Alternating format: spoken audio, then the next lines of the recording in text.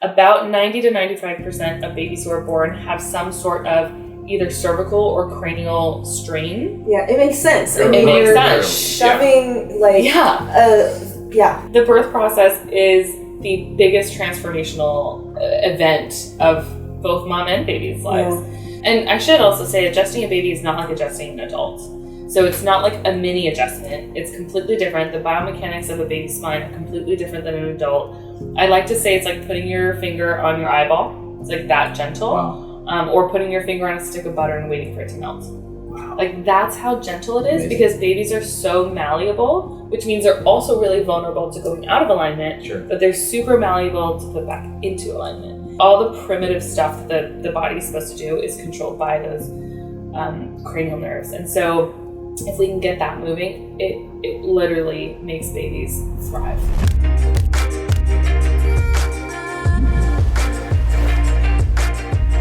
This episode of the Medicine Podcast is brought to you by none other than Mushy Love Latte, baby. So delicious. Tastes like a cinnamon swirl. Tastes like a graham cracker if you make it cold, but it's good hot. It's good cold. It's got over a gram of mushrooms, tremella, chaga. If you don't have it in your body, you must check it out.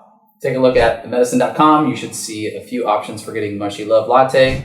And I'm excited to welcome everybody to this episode of The Medicine. Next to me is my love, my queen, Mimi. Hello. And next to me is our beautiful guest who I am so excited to talk to. We met a couple months ago at a birth center, and I just immediately was like, well, I love her and I need to podcast. I need to interview her. I feel the same about you. And so we have the beautiful, the intelligent, the wise Dr. Steph Libs with us today. Welcome to The Medicine. Thank you so much. I'm so excited to be here. Yes. I feel the same. When I met you, I was like immediately drawn to you. I was like, give me your hands. How do I know you? I love you already. Give me your hands. Give me your hands. Oh, yeah. I almost touched you. I think you did, yeah. I think I did. No, it was just instant tribe vibe. Yeah. You know, you just have that with some people, and I get it, and it's totally reciprocated. And we have a lot of the same, like, mutual friends, Dr. Nathan Riley, of course, the Tourmaline women. And so it was just easy right away. And not only am I just excited to talk to you because you're awesome and so fun, but also you have a really unique skill set in the world. And it's one that I don't think gets enough spotlight or attention. And we are here to spotlight your work and Thank you. Give that to our listeners. So we're really, really excited to get into it. Before we get into what it is that is your unique skill set, the first question that we ask every guest on The Medicine is, what do you love in your life so much that you wish you could gift it to every human? Not necessarily materialistic, but just like, what about your life do you love so much?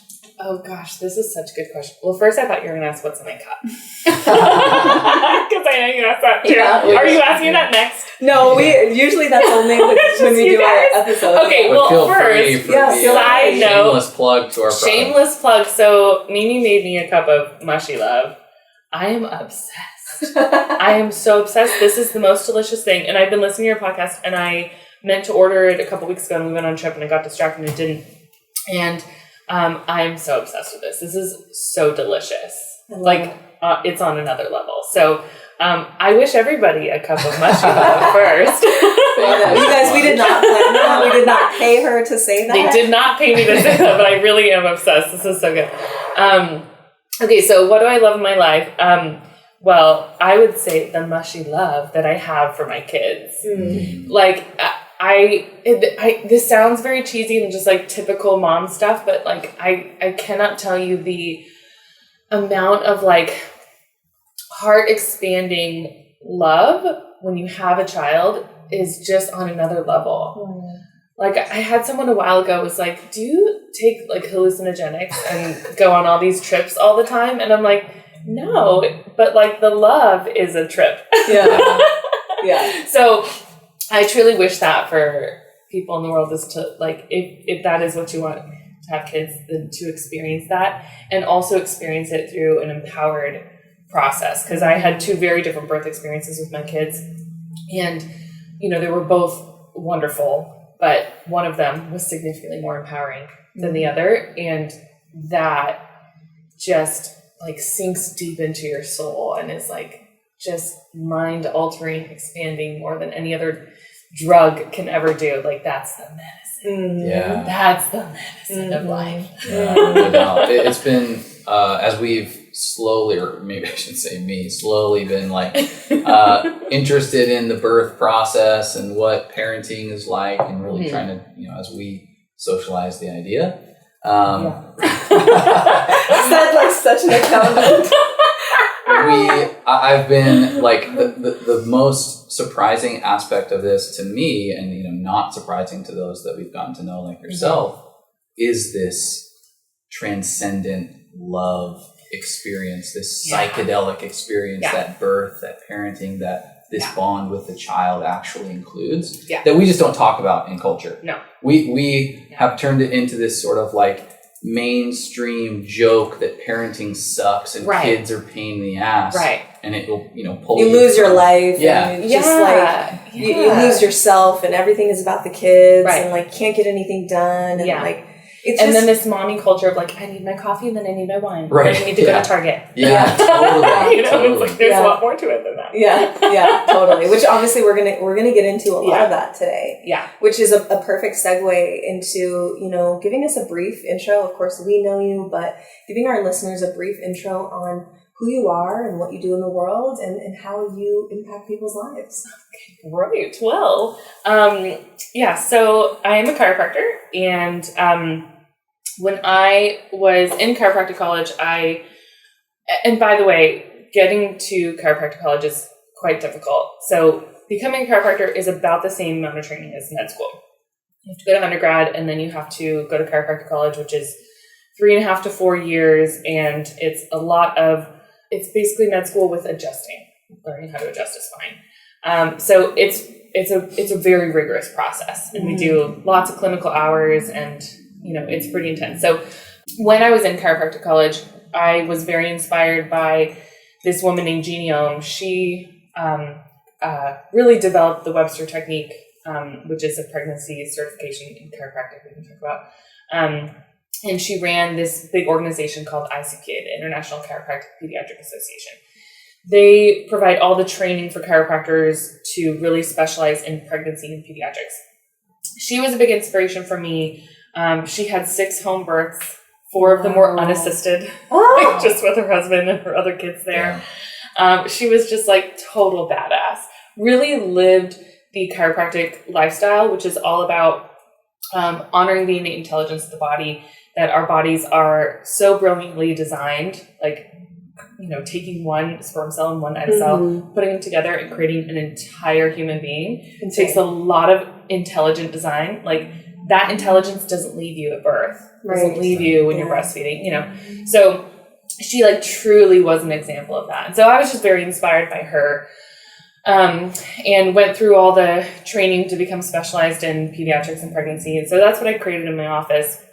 And my office has really exploded into this like thing that I never thought was even really possible. But I've got a big team, and there's 5 of us chiropractors in there. We specialize in families and seeing babies, and it's just so much fun and super fulfilling.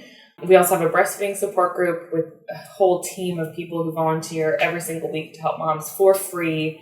There's really nothing else like it in San Diego, because we've got this team of lactation consultants and a nurse, an OT, a speech language pathologist, all these people who are professionals, and we all collaborate together to really figure out how to help these babies best. So that's really, like, I just have a really big heart for service. My practice is very, I would say, affordable compared to a lot of other offices. Like, we do a membership kind of style that's very inclusive for the whole family.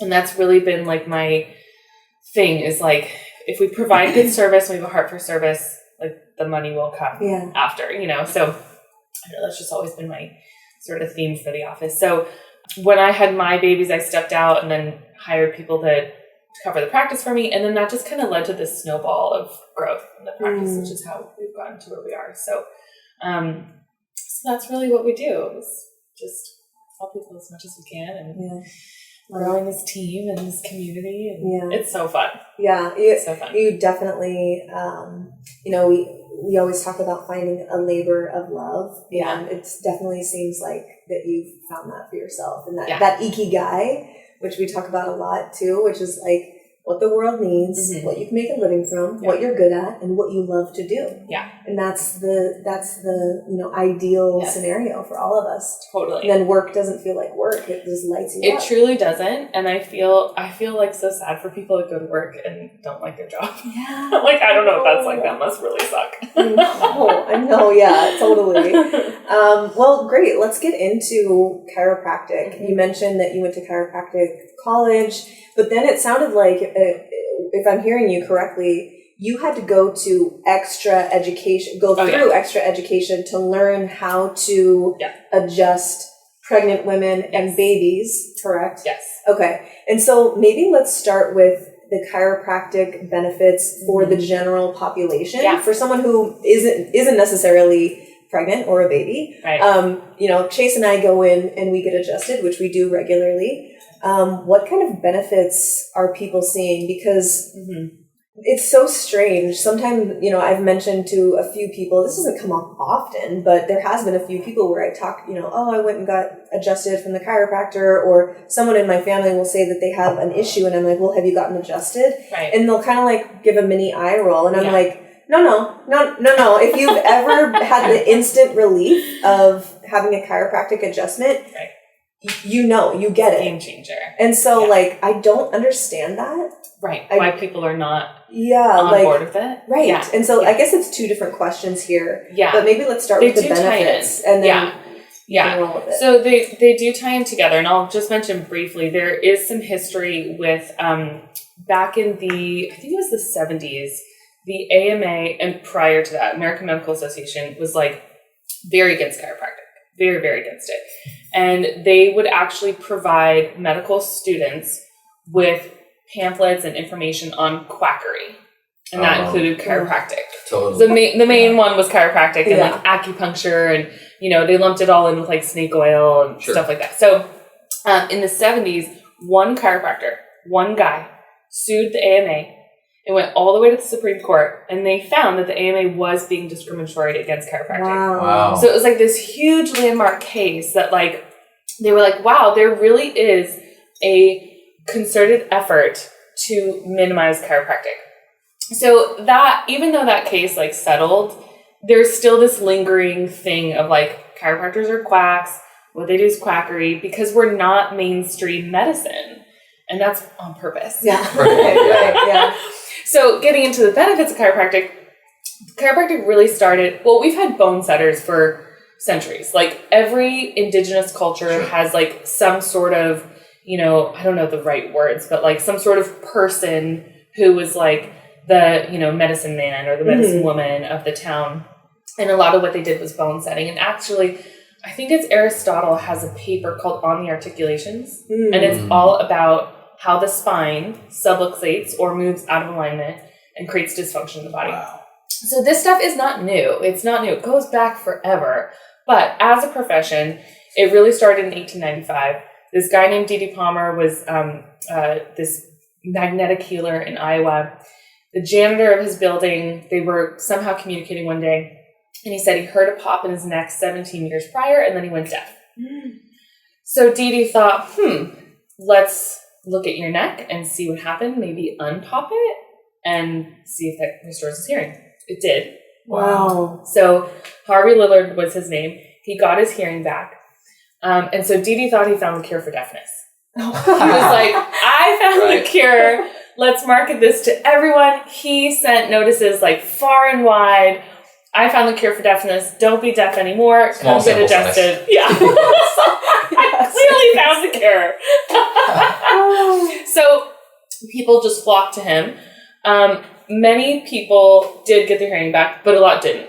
But the ones that didn't found benefits of other things in their lives. Sure. So that really started him on this process of, okay, how is adjusting the spine helping these people get well from all these other things?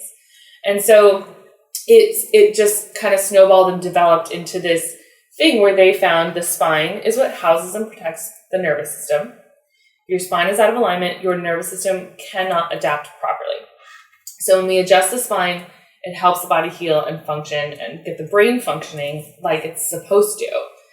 So, there are a few different types of deafness, and some of them do, some of the types of deafness, a nerve will travel down the spine and then back to the ear. So if that's the type of deafness and we restore function to the spine, that should restore hearing potentially. There are lots of other types of deafness that are more local to the ear, so adjusting wouldn't necessarily help improve that directly. But that really created this whole profession. And, there's a lot of history of like Dee Dee's son BJ took over and then really developed all these schools, and it became this big profession like it is today. Now, a lot of chiropractors have kind of diverted and just stick to like the pain model because, like you said, there for a lot of people there is instant relief with an adjustment. Oh, I've had it many times. Right, and like that's such a powerful thing. For a lot of people, it's a process. So, like it really is about restoring the nervous system, and so. Over time, we get injuries, we're susceptible to toxins and environmental exposure of toxins and emotional stress. So all these stressors on the body can contribute to what's called the subluxation. That's the spine going out of alignment, irritating the nervous system. So we get these patterns of subluxations that can stay stored in the body. And every time we adjust, it creates a new pattern. So the nervous system can heal and function and really get the brain firing like it is meant to. But it's for some people, it takes time. So that's why some people go to the chiropractor and they're like, I went once and it didn't work. Like, well, that's like saying you brushed your teeth once and you have a cavity now. Like, you have to do it ongoing. And so many people in my office, they get adjusted and they're like, wow, I had no idea how good I could feel. And I'm like, yeah, that's why you want to keep coming. It's not that you have to go like every week for the rest of your life, but like I'll go regularly for the rest of my life. Because I want my brain and my nervous system to function. Totally. I was just having this conversation with a family member, and they're like, well, if I have to go and just continue to go, for the rest of my life, what's the point? Right. I'm like, do you take your car in to get serviced? Right. Every 6 months or 12 months? Yeah. Same idea. We're in this. You work out regularly. Right. You work out regularly because you know that it's good for you, your whole system and everything. Why is this one of the things? Because it's not just like going to the doctor. It's not just like going in to talk to a family physician. It's like there's so much more to it. There's so much more. And for me, it's really a relationship with someone in my office. Like every week their body is going to change and go through new things. And sometimes people come in and I'm like, what's going on this week? Like I literally put my hands on their back and I'm like, something's up. Like what's going on? And they're like, oh, my dad just died. I'm like, yeah, I can feel that in your system. I might not know exactly what it is, but I can feel something is different. And so that's the kind of thing that it's like, it's a deeper thing than just, fixing people's back pain. Like it's a lot more than that. And when people come in regularly, we can see these patterns in their life. I had someone once and I was working on her and I flipped over and I put my hands on the front of her hips and kind of moved them back and forth, feeling for the specific movement that I was looking for.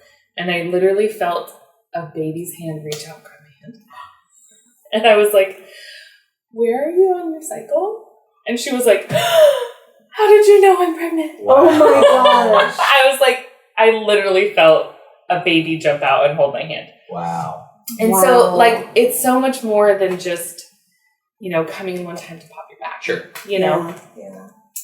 Oh my gosh. Do you have any other, I'm sure you have plenty, but like, are there any other stories about, people that you've had in your office that came in for one thing or just amazing transformational stories that can highlight the benefits of chiropractic? Totally. So, I mean, I could talk forever about this stuff, but I'll share my own story. So, I started getting adjusted when I was about 12.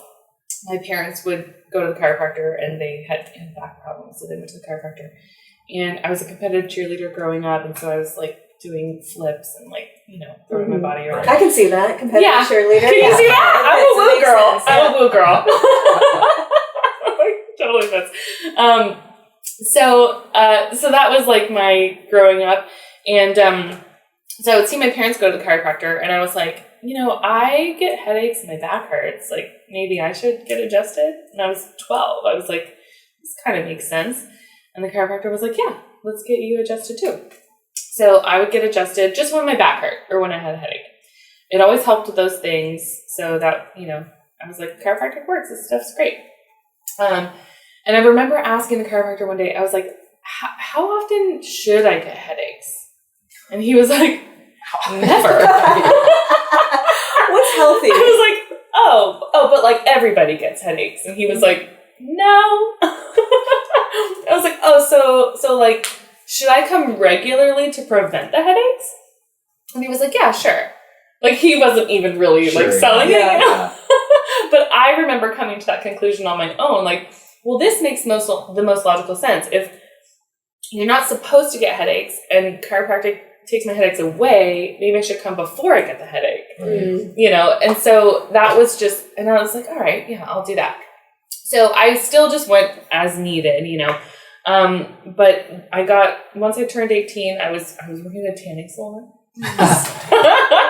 Because that's what you do when you're 18.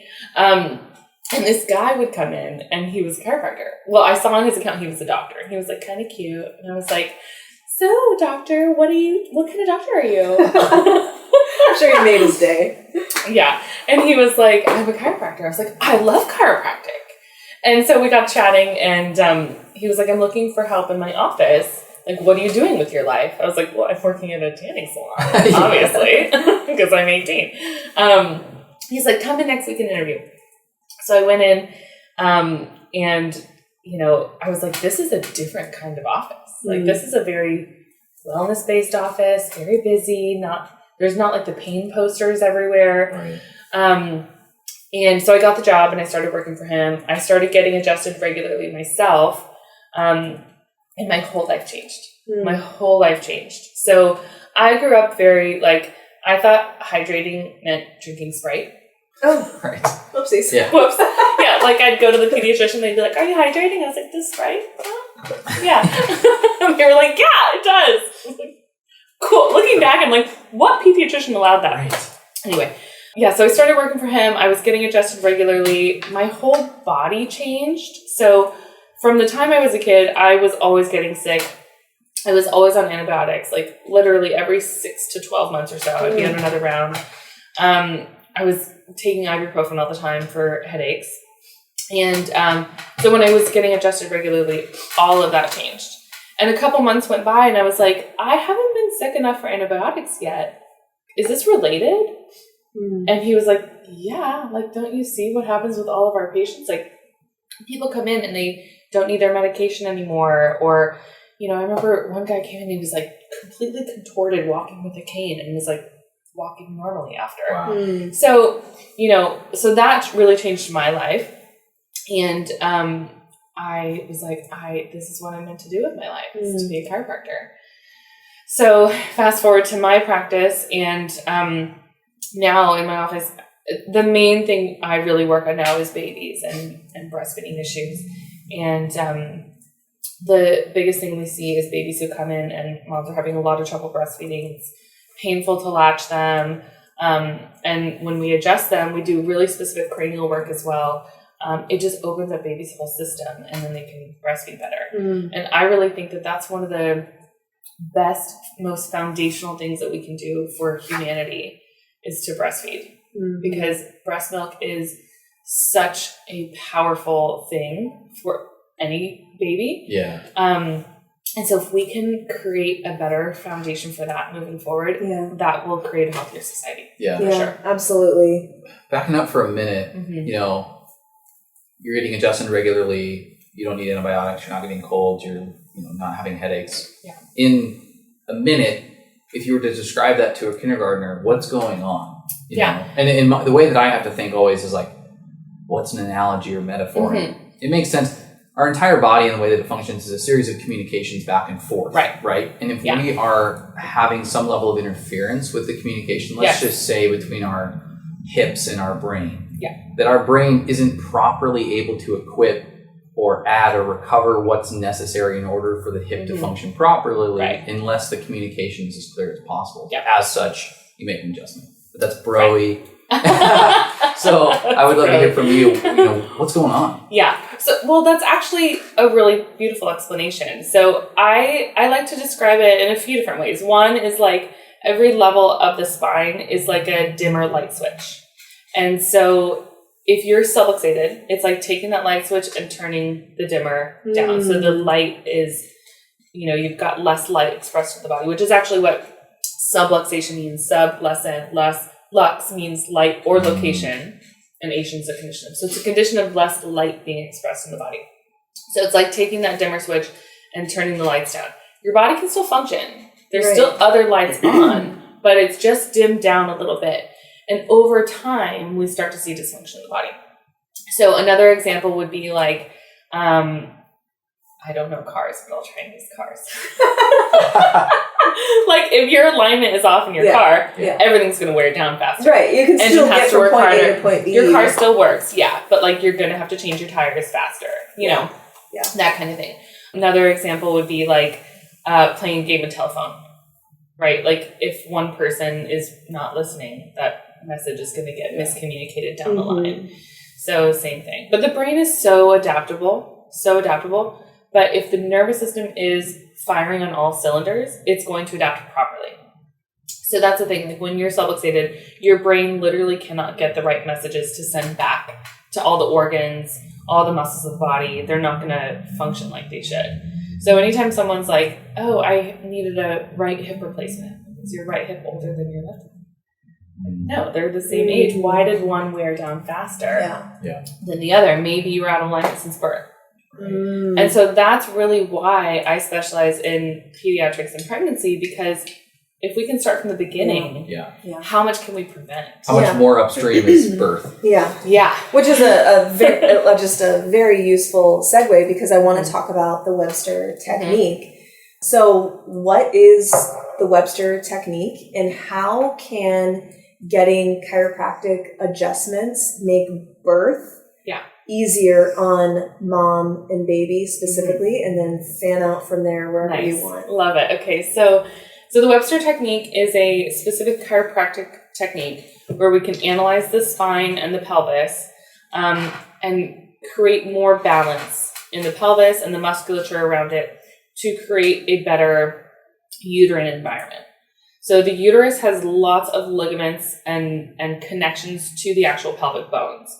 So if anything's out of alignment, it's going to do two things. We're going to get neurological interference to the actual uterus, and we're going to get mechanical distortion as well. So I look at it like, you kind of take if you use your shirt and like pull one side, or take a hot air balloon and like pull one anchor down, you're going to tip things one way or another.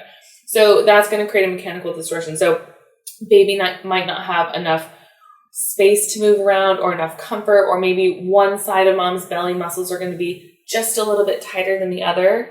And then that's going to create these abnormal movement patterns for baby to go in the optimal position, head down. So in California, and I think most states in the US, for most OBs won't deliver a breech baby. That's if we want baby to be head down. If baby's butt down or feet down, most OBs won't deliver that vaginally. It's like automatic C-section. A lot of midwives are trained in breech birth, but it's illegal in California unless it's a surprise, So, so with the Webster technique, it used to be called the breech turning technique. So this guy, Larry Webster, started it back in the 70s maybe. And he adjusted some moms in labor, found that babies would always go head down. And so he found the breech turning technique. We don't love that terminology anymore, because we really look at things from a more innate intelligence mechanism of like, in chiropractic, we're not treating anything. We are creating alignment and balance in the body so that the nervous system can heal itself. I don't heal you. I don't heal anybody but myself. You heal you. I just remove the interference, allowing your body to heal itself. Same thing with, any sort of pregnancy stuff. I just remove interference in the body, create more balance, and then your body and your baby know what to do. So that's really what the Webster technique is all about. And I adjust a lot of moms in labor. And if you think about it, it just makes so much sense. Like if those mechanics are not working properly, how is the baby going to get through? Right. Yeah. You so know? You actually adjust women while they're giving birth. Yeah. Yeah. Wow. Which is different than like bringing them into the office and laying them down on the table. It really is like, I feel like I'm like on the front lines. Yeah. Like just get wherever I can.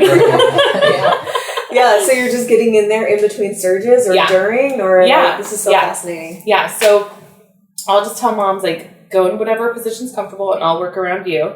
And I'm going to feel for what's moving and what's not moving and just work from there. So I have a couple tools that make it easier to adjust like on the go. But yeah, I'll do whatever I can. I had this one mom, she birthed at Tourmaline. I love her. I won't say her name, but she has given me permission to share her story. I went in and adjusted her before I started my shift at the office. And she was like, that's great. Like feeling more balanced. Things are picking up, moving along because her nervous system was firing better. And so that uterus can contract better, right? Move labor along. And once I was done with my shift, I was like, something in me was like, go back. Like I just had this voice that was like, go back and check her again. And so I popped my head in and I was like, can you see if she'll let me in again? I just want to check one more thing.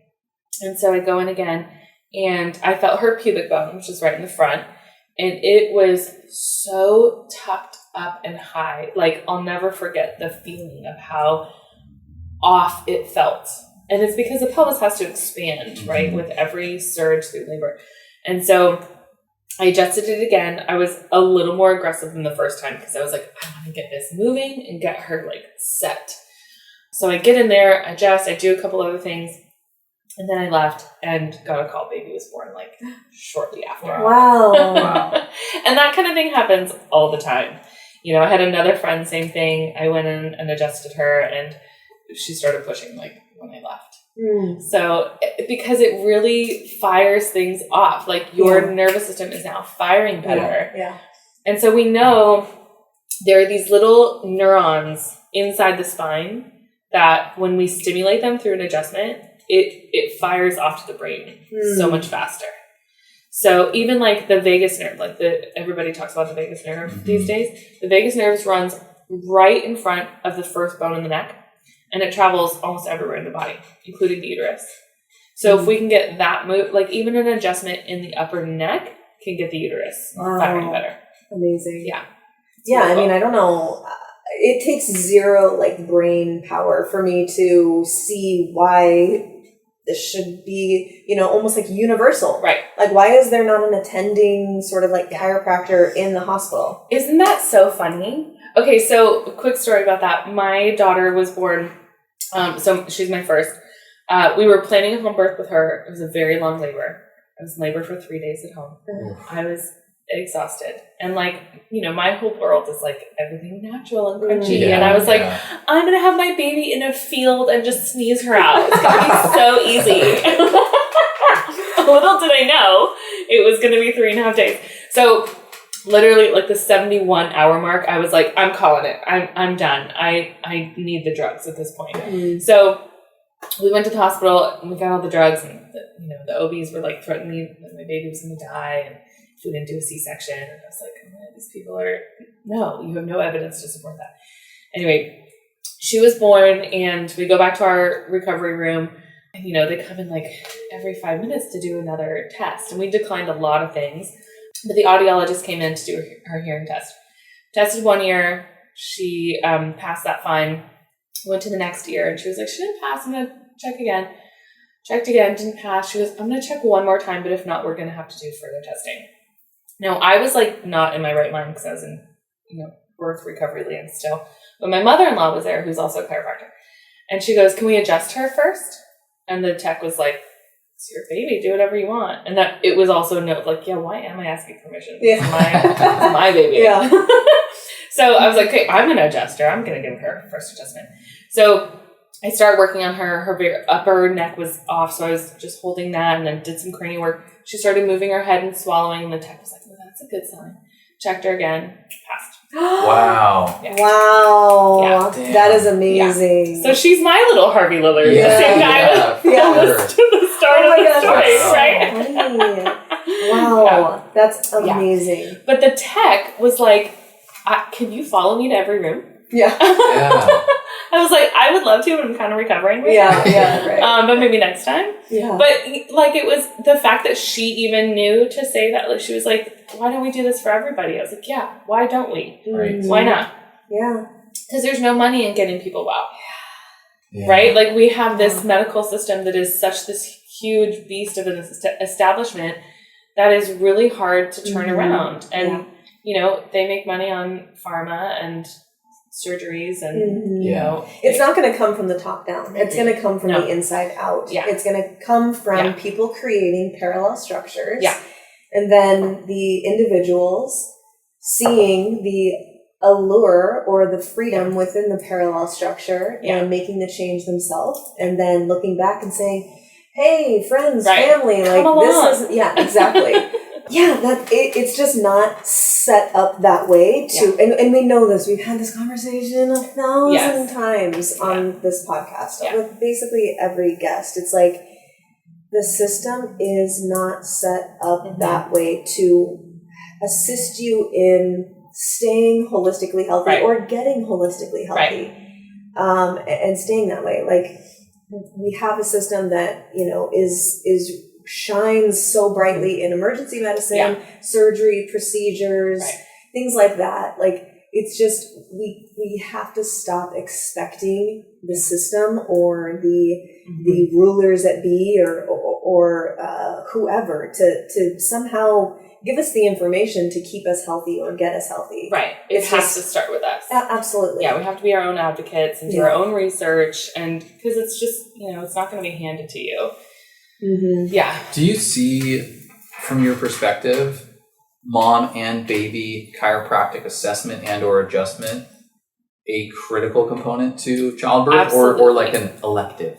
I think it is absolutely critical. Absolutely critical. So, and I wish that it would become more mainstream and maybe even be available in the hospital. But at the same time, I'm like, we don't ascribe to that same philosophy and that same system. It's so separate and distinct from our current medical system that I don't know if it'll ever truly integrate. And I'm kind of happy with that too, because like, if you look at the history of osteopathy, it started around the same time as chiropractic. And osteopathy in its true form has gotten completely diluted. And you go to an osteopath and they do the same thing as medical doctors now. Like, they've been really absorbed by the medical system. So that's kind of my tangent on that. But I do think it's absolutely critical. Unfortunately, because we are not integrated into the medical system, it is kind of a luxury for people.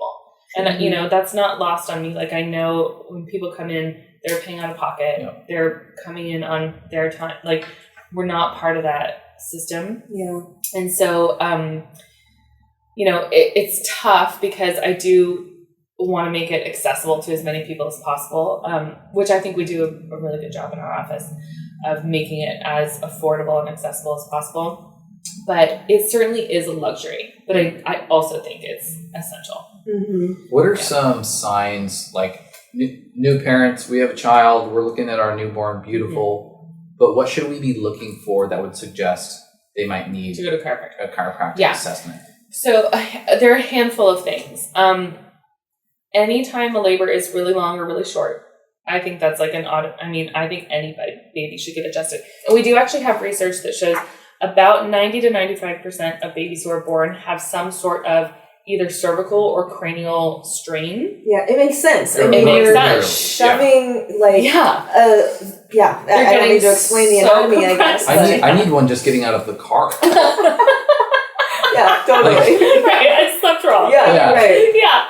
So if you think about, like, the birth process is the biggest transformational event of both mom and baby's lives. Yeah. So certainly a long or short labor to me is an automatic, like, get into a chiropractor. Why short? So a short labor sounds great, but sometimes babies just come out so fast, they don't have the slow compression of the cranial bones. So birth does a couple things. it compresses the cranial bones, and they're supposed to overlap to compress down to be able to fit through the vaginal canal. If that happens too fast, we don't get that slow compression and then that expansion when they come out. Same thing with the lungs. So the lungs are supposed to be compressed down. It pushes all the fluid out of the lungs. You know how they like suction babies when they come out? You don't always have to do that. If it's a nice slow compression, it pushes all that fluid out, and then they come out, and those lungs expand on their own. So if there's a really fast labor, very often we kind of miss that like slow integration for the body. So I have a lot of babies that come out so fast, and I'm like, whoa, their cranial system is just like still so compressed, or, you know, like something's funky in the body. Okay. So that's why a fast one will be, to me, like for sure go in. I always tell moms any latch issues, like if breastfeeding is painful, it should not be painful. It might be a little bit uncomfortable at first because it's new. But that's a really good indication that baby should get checked right away. Because there's usually, so the neurology from the upper neck controls all the muscles of the tongue and the mouth, with the face. Everything's controlled through this neurological system. And breastfeeding is a very reflexive, neurological, brain-based thing in those first couple of weeks. So if we can get all those nerves firing on all cylinders, then breastfeeding should be easier. And then the mechanics of the mouth too. So like the roof of the mouth is like a quad of bones. And so they can overlap and compress and like get all misshapen, especially if it's a really fast or really long birth. And so if we can ease that, that'll create more room for the tongue as well. Yeah, I've seen some of your videos that you have on your Instagram where you have like a little finger condom on. And you're, we call them finger cots. And you're, you know, there's a little beautiful little baby laying down with mom right there, I assume. And, you know, you're checking something inside the mouth. Yeah.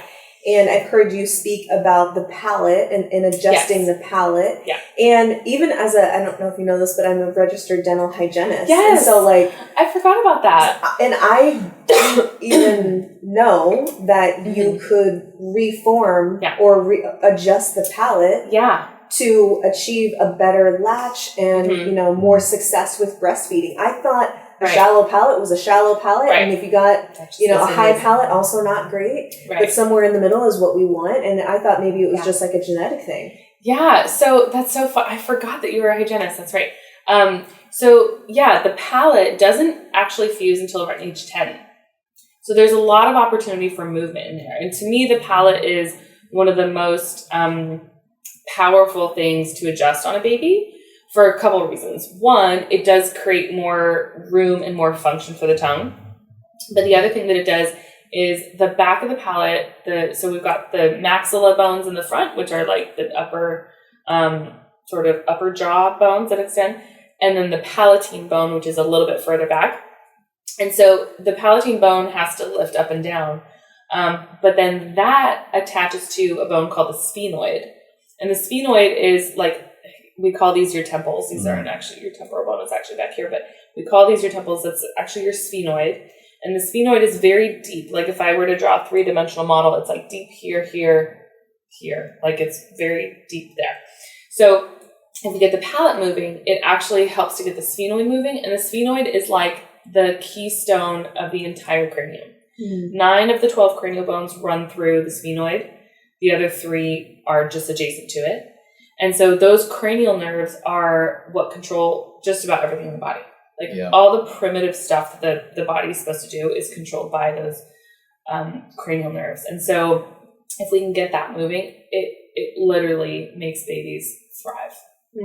So, and while babies are actively breastfeeding in the first couple, you know, months or years of their life, is when we can get the most movement there. Okay. Wow. So I realize when I say that, like I sound like an idiot. Of course, I know you can do it with orthodontics, right? There's an RP, a rapid palate expander. Yes. Where, you know, you're expanding the palate, but that's what... You want to save on orthodontics. Right. Like, I mean, honestly, like seriously. Even from, you know, from a aesthetics, cosmetic side, like people are obsessed with reshaping the way that their jaw and the way that their face is actually shaped. Right. And so much of it comes back to even just like the placement of the tongue in the mouth. Yes. And so if there are these modalities for right. holistically, naturally, functionally adjusting something really early on that doesn't not only supports you in just an overall like vibrant life and you know, health profile, but like if there's an aesthetic, right? Well, no, it's true. It's actually to look at too. Like it's not just like a superficial, egotistical thing. Yeah. We as humans, when someone has a wider jaw, a wider palate, and a large, a significant buccal corridor, they call it, like a big smile where you can see the teeth back there. Yeah. When you have a wide set jaw and a good jawline,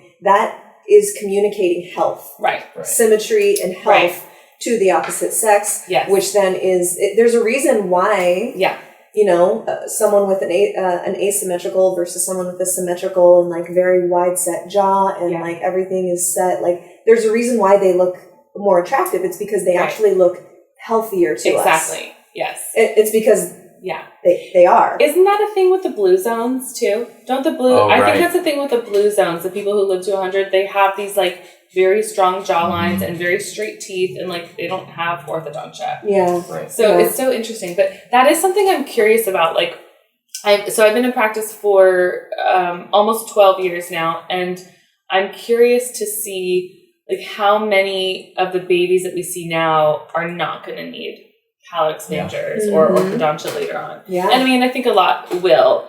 But my goal is like, how can I get better and better and better at this work, and that can prevent some of that. Well, I mean, a huge thing right now is mouth breathing, and you know, there's mouth tape at night. Right. There's a ton of you know, conversation around even, you know, through exercise, nasal breathing and avoiding mouth breathing, and there's a host. It's everything from immunity to the way that you look. To your, you know, how much you're sitting in fight or flight. Right. And so to think that there's maybe even something that's extremely upstream that doesn't require some sort of, you know, heavily invasive intervention like a plastic surgery or some level of, you know, intense orthodontics. Right. Jesus, how are we not looking at this? I know. And to me, it's so crazy that it's not like a main thing, you know, because it's so gentle, it's so effective for babies. And I should also say adjusting a baby is not like adjusting an adult. So it's not like a mini adjustment. It's completely different. The biomechanics of a baby's spine are completely different than an adult. I like to say it's like putting your finger on your eyeball. It's like that gentle. Wow. Or putting your finger on a stick of butter and waiting for it to melt. Wow. Like that's how gentle it is. Amazing. Because babies are so malleable, which means they're also really vulnerable to going out of alignment. Sure. But they're super malleable to put back into alignment. So like if we can start this from the beginning, how much of a difference would that make? Yeah, I mean, I had orthodontia growing up. I had 4 teeth taken out before braces. Like, I just think back and I'm like, man, what if all this stuff got corrected when I was a baby? Maybe I wouldn't have needed all those antibiotics my whole life because my immune system would have been better, because my nervous system would have been better, you know? Yeah, totally. So, I mean, you combine regular chiropractic adjustments for a baby and child and the absence of all of the bullshit in most of the vaccines. Yeah. Like those two things just on their own. Not even looking at any other lifestyle factors. Right. Organic eating and movement and mindset and all of that. Just those two things makes, you know, I think does and it is making a world of difference for a lot of kids. Yeah. I really want you to elaborate on baby containers. Yes. And, you know, we're talking about adjusting babies and things like that. And that's wonderful. Obviously critical in your words. Yeah. There's also things that we can do at home for our babies that also contribute to proper development over time. And I don't know if this is just as important because it's happening all the time, you know? But if you could talk about baby containers, even like what that means. Yes. And the connection to neural development. Yeah, totally. So, and I'm probably going to tie in a little bit of what you said earlier too with the toxicity factor. So containers would mean like anything that a baby goes into, a car seat, those bumbo seats or those bouncers or swings or bassinets or cribs. So anything that like, to me, a container is anything that holds a baby that's not a human.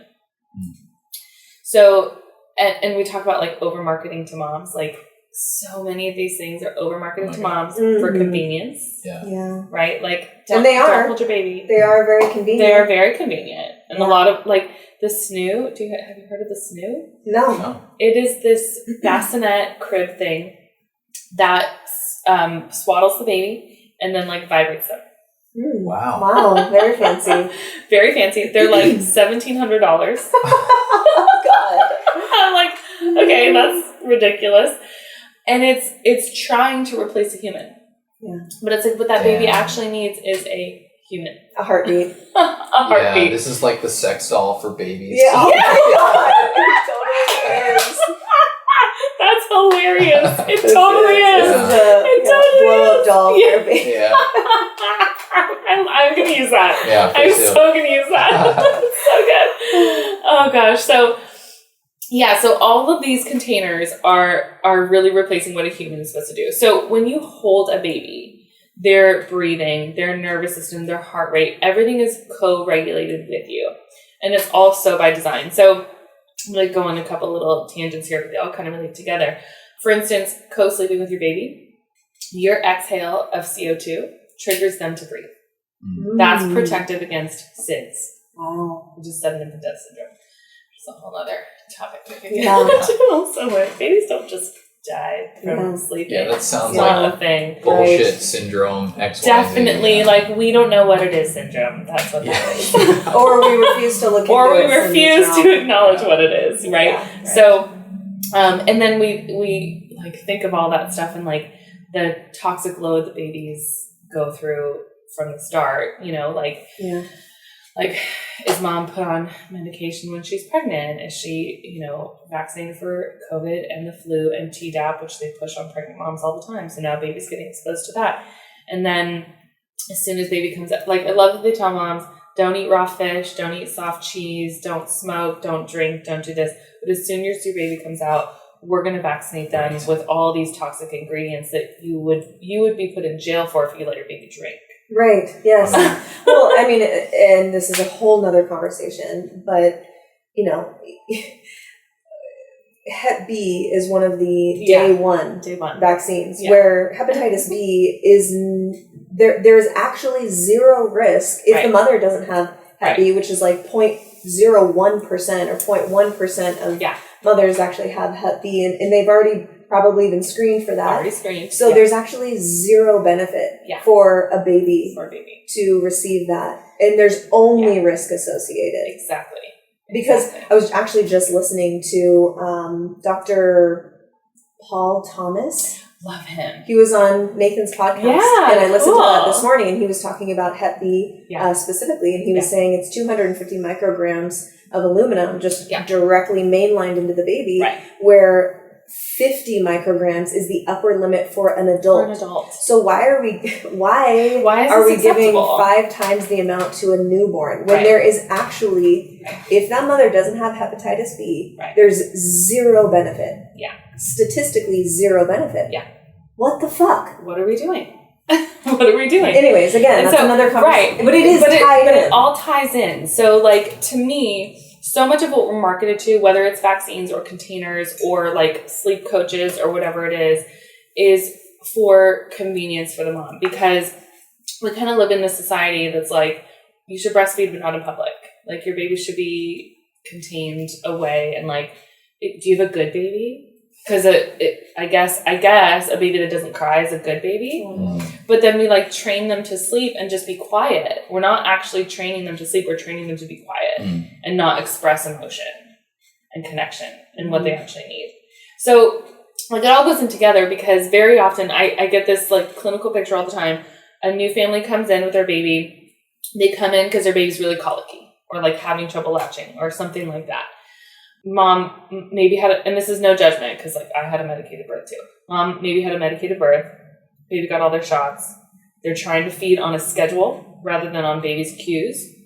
They're swaddling the baby and trying to make the baby sleep on their own. How can a baby thrive in that environment? That's a lot. Yeah. That's a lot. That is literally telling the brain, first of all, try and operate with all this toxic load, and then try and operate on a schedule that your body doesn't know how to be on a schedule, because you were in mom's womb for 40 weeks-ish, And that was your complete safe space. You were fed on demand. You were rocked to sleep all the time. You were connected to mom all the time. You heard her heartbeat. You heard her voice 24/7. And now you're out and you're expected to do this on your own and just like on a schedule. That makes no sense. No sense. So like it's hard because there's so much like shame and judgment with moms, and you know, if they're like not doing it right. Yeah. And what is right anyways. And what is right anyways, yeah. I always try and go back to the filter of like what creates more attachment and bonding. Because that is going to create a feeling of safety and security for your baby. And they're not meant to sleep through the night. They're not meant to go 8 hours without food. Their brain is growing so fast. The cerebellum grows about 200% in the first year of life. The rest of the brain grows about 100% in the first year of life. There's so much neuronal activity that they need constant nutrients. So as humans, we continue to gestate outside the womb. So like we have a relatively short gestational period compared to other animals. Like elephants are pregnant for 2 years. An elephant's born, it can walk right away. Mm-hmm. So they will feed on mom, but they can walk and run with the pack right away. Humans can't do that, right? We're born, we have relatively larger brains than other mammals. So we're born earlier so that we can fit through the pelvis, right? And humans are bipedal, so we walk on 2 feet, not 4. And so that we have 2 free arms to hold a baby. Like all of it is by design. It is all on purpose. And so to then think a baby's supposed to be born and like sleep over there in another room makes no sense, right? Even a coyote would never put her cubs in another cave and say, cry yourself to sleep. That would attract predators. They would die, right? Like just for survival and connection, we are supposed to sleep with our babies. And so, I mean, this is anecdotal, but like I slept with both of my babies. I breastfed on demand. I would feed them in bed. Like they just slept with us. We didn't have a crib. So they were just with us. And now they're 5 and 7. They both sleep through the night, like every night. So to say that you have to do like a cry it out method or like train babies to sleep, I don't think that's necessary. Can you break down those methods for me? Someone who doesn't know. Before we jump with both feet into the sleep conversation, I want to backtrack just a second to talk about the baby container specifically, like the because this is something that I'm just genuinely really not concerned about, but well, I guess concerned, but curious about with the like the bumbo, like the sitting up. Okay, great. Then the seated ones before we jump into sleep. Okay, perfect. So there's something called a bumbo seat, and it's like this round container thing, and you put the baby inside of it, and it's it like makes them sit up. Seat. Yeah, it's like a hard foam thing, and it like holds their legs forward. It's kind of the equivalent is like, you know those Halloween pictures where people put their babies in a pumpkin? It kind of is like that. Yeah. No, it's great. It's convenient. The kid, you can watch football, and the kids are like, cruising around these little devices. Yes. And it's like, man, this is so it seems easier and it seems convenient because you don't have to hold your own baby, right? But what actually happens is, I always like to tell parents, don't put your baby in a position that they're not doing on their own yet. Yeah. So like if you're propping a baby up seated before they're sitting on their own, their joints, their muscles, their nervous system is not prepared for that. So what about holding a baby up? Like, you know how like almost like 2 or 3 month old can actually, stand and hold somebody's hands. Yeah. What about that? So that is a reflex called the step reflex. So, and it's really, I'll back up a little bit. We have a ton of reflexes, which are, when you hit your knee and your leg pops forward. That's a reflex. There are a ton of what we call primitive or infant reflexes that are designed for the birth process and for breastfeeding. So we have all these movements that babies are designed to do for birth. And then when they're born, they can go on mom's chest and they can literally crawl to the breast almost on their own. I've seen it. It's so crazy. It is so magical. Yeah. It's so cool. And so if we get out of the way and let them do that, they are going to integrate their own reflex. And then the brain will start processing and growing as it's meant to. If we interfere with those reflexes, sometimes they can get retained or kids can hold on to them. And then that can interfere with like learning, behavior, socialization challenges later in life. That's a whole we actually had a whole podcast on that. We interviewed Dr. Josh Madsen, who's a functional neurologist. Amazing. Yeah. Yeah. Amazing. And so if you've listened to that episode, you guys, you are fully aware of the significance of these retained primitive reflexes and how they can show up in 8, 9, 10 years old and ADHD, ADD, behavioral issues, developmental delays. Even adults. I know so many adults with a retained Moro reflex, which is that startle reflex, that interferes with your ability to focus and like just stay present in your world. Yeah. It's fascinating. I'll go back and listen to that episode because this stuff is just so cool. So these reflexes can get retained, and we're meant to have those for all this movement that we're supposed to do in the beginning. So if we start propping babies up and putting them in these containers, in these positions before they're ready, it really interferes with their growth and development later on.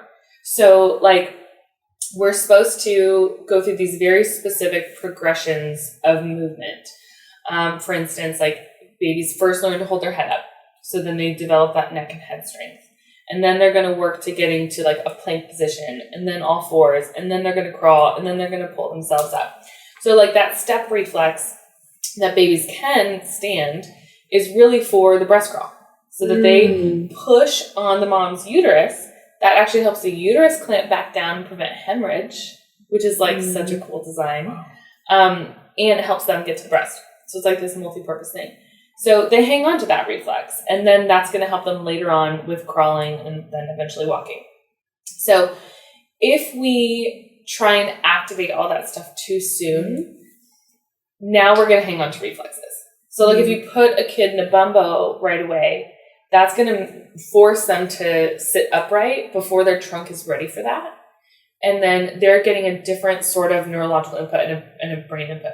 So the other thing, like nobody wants their kid to get hurt or fall. Right. But like as babies are learning to sit up on their own, part of that learning process is falling. Like your vestibular system, your cerebellum has to learn how to fall and what that feels like to be able to create more balance. Makes sense. If they never fall, they're not going to learn to really hold their trunk on their own. So I see a lot of babies who were put in bumbos from the beginning, and then when they're like 2, they have like their balance and coordination is like so bad. What about parents? I'll see parents like sitting with their baby, and they're like working with their baby to practice sitting up. Yeah. So the parent is kind of propping them up, seeing if they can balance, and then they start to tip over. Ripping the top of the cocoon off too early. I mean, I think that there's like a fine line to it, because some of it I think is good if it's age appropriate. So babies should start sitting up somewhere around like 6 to 8 months ish. So if it's around that time, I think it's fine. And I always say, like, if they're supported by a person, that's so different than if they're propped in a container alone. Yeah. So if that parent is there, like, helping and supporting and letting them fall a little bit, I think that's fine. Yeah. If a parent is, like, holding a kid's hand and making them walk at, like, 8 months old, I'm like, don't do that yet. Don't do those too soon. Yeah. Right? Like, they're not ready for that. They need to progress through these other steps first. It's always a concern to me when someone's like, my kid walked at 9 months or 10 months. I'm like, that is way too early. They need to crawl as long as possible. And the crawling, that cross-crawl movement stimulates both sides of the brain and creates way more neurological connections on both sides of the brain, which helps them with learning, behavior, and socialization. Well, it's a lot of coordination of the limbs. You're coordinating all the limbs at once rather than just the 2 feet. Yes. And the way that fires up to the brain is it fires the cerebellum, that fires forward to the frontal lobe. And the frontal lobe is where we get all of our executive function, decision-making, critical thinking, stuff like that. And so if babies don't have that prolonged crawling phase, that really affects how their brains develop. Yeah. We also have a structure called the corpus callosum, which connects both hemispheres of the brain. And so when you do cross-body things, it fires both sides of the brain. So now we get a more fully integrated brain on this kid that's growing. And like, if a kid is like super athletic, but like not great at school, like maybe we need to get that brain firing. Yeah, interesting. Right? Or if a kid is like super into like science, but like can't draw a stick figure to save their life. Right. That's a concern, you know? So we want to maybe limit baby containers when we can. Yeah. What's the alternative? Because obviously they're, moms can't hold their baby 24/7. So what do you recommend? Yeah. So, well, one of the best things I think is baby wearing. So getting some sort of wrap or structured carrier. There's so many good ones out there. So putting them in a carrier is, I think, one of the best things to do, because then they're going to be with you. And moms are like, we're so much more able to function with baby on. Like you can do everything, right? Except maybe take a shower. Yeah. There are waterproof ones though, if you really want to do that. So baby wearing is one of the best things. Again, baby's going to co-regulate. You're going to be able to feed baby on demand because you're close to them. And like every indigenous culture does that. Mm-hmm. They have wraps. They wrap their baby. They wrap their belly, and then they use that same wrap to wrap their baby once baby's born. So like that's a very, one of the best things I think you can do. And then, you know, if you need to go take a shower, put baby on their tummy on the floor. On a soft blanket on or a something? soft blanket. Yeah. Make sure the space is safe and contained, or, you know, put them on the floor of the bathroom with you, whatever it is. We did have a pack and play in our last place, and so I would put baby like on their tummy in the pack and play while I went and took a shower. So, because that at least allows for free movement, but it's safe and contained if you need it. But yeah, I mean, I think like we think that we need all these things, but we really don't. Well, this is great for us to hear because, you know, we're, as Chase says, socializing the topic. Yeah, it's just, you know, we're having more conversations about starting a family and kid and everything, and it's in our near future. And so, but as you see, you are here in our home, and we live in a condo, and we don't have 5 bedrooms to hold all of this stuff that is marketed to moms for baby stuff. And one of the best pieces of advice that I got from my sisters, I have 3 sisters ahead of me that have all had babies, and so I'm learning so much from them. What to do, what not to do, what works, what doesn't work, and what you kind of have to figure out on your own.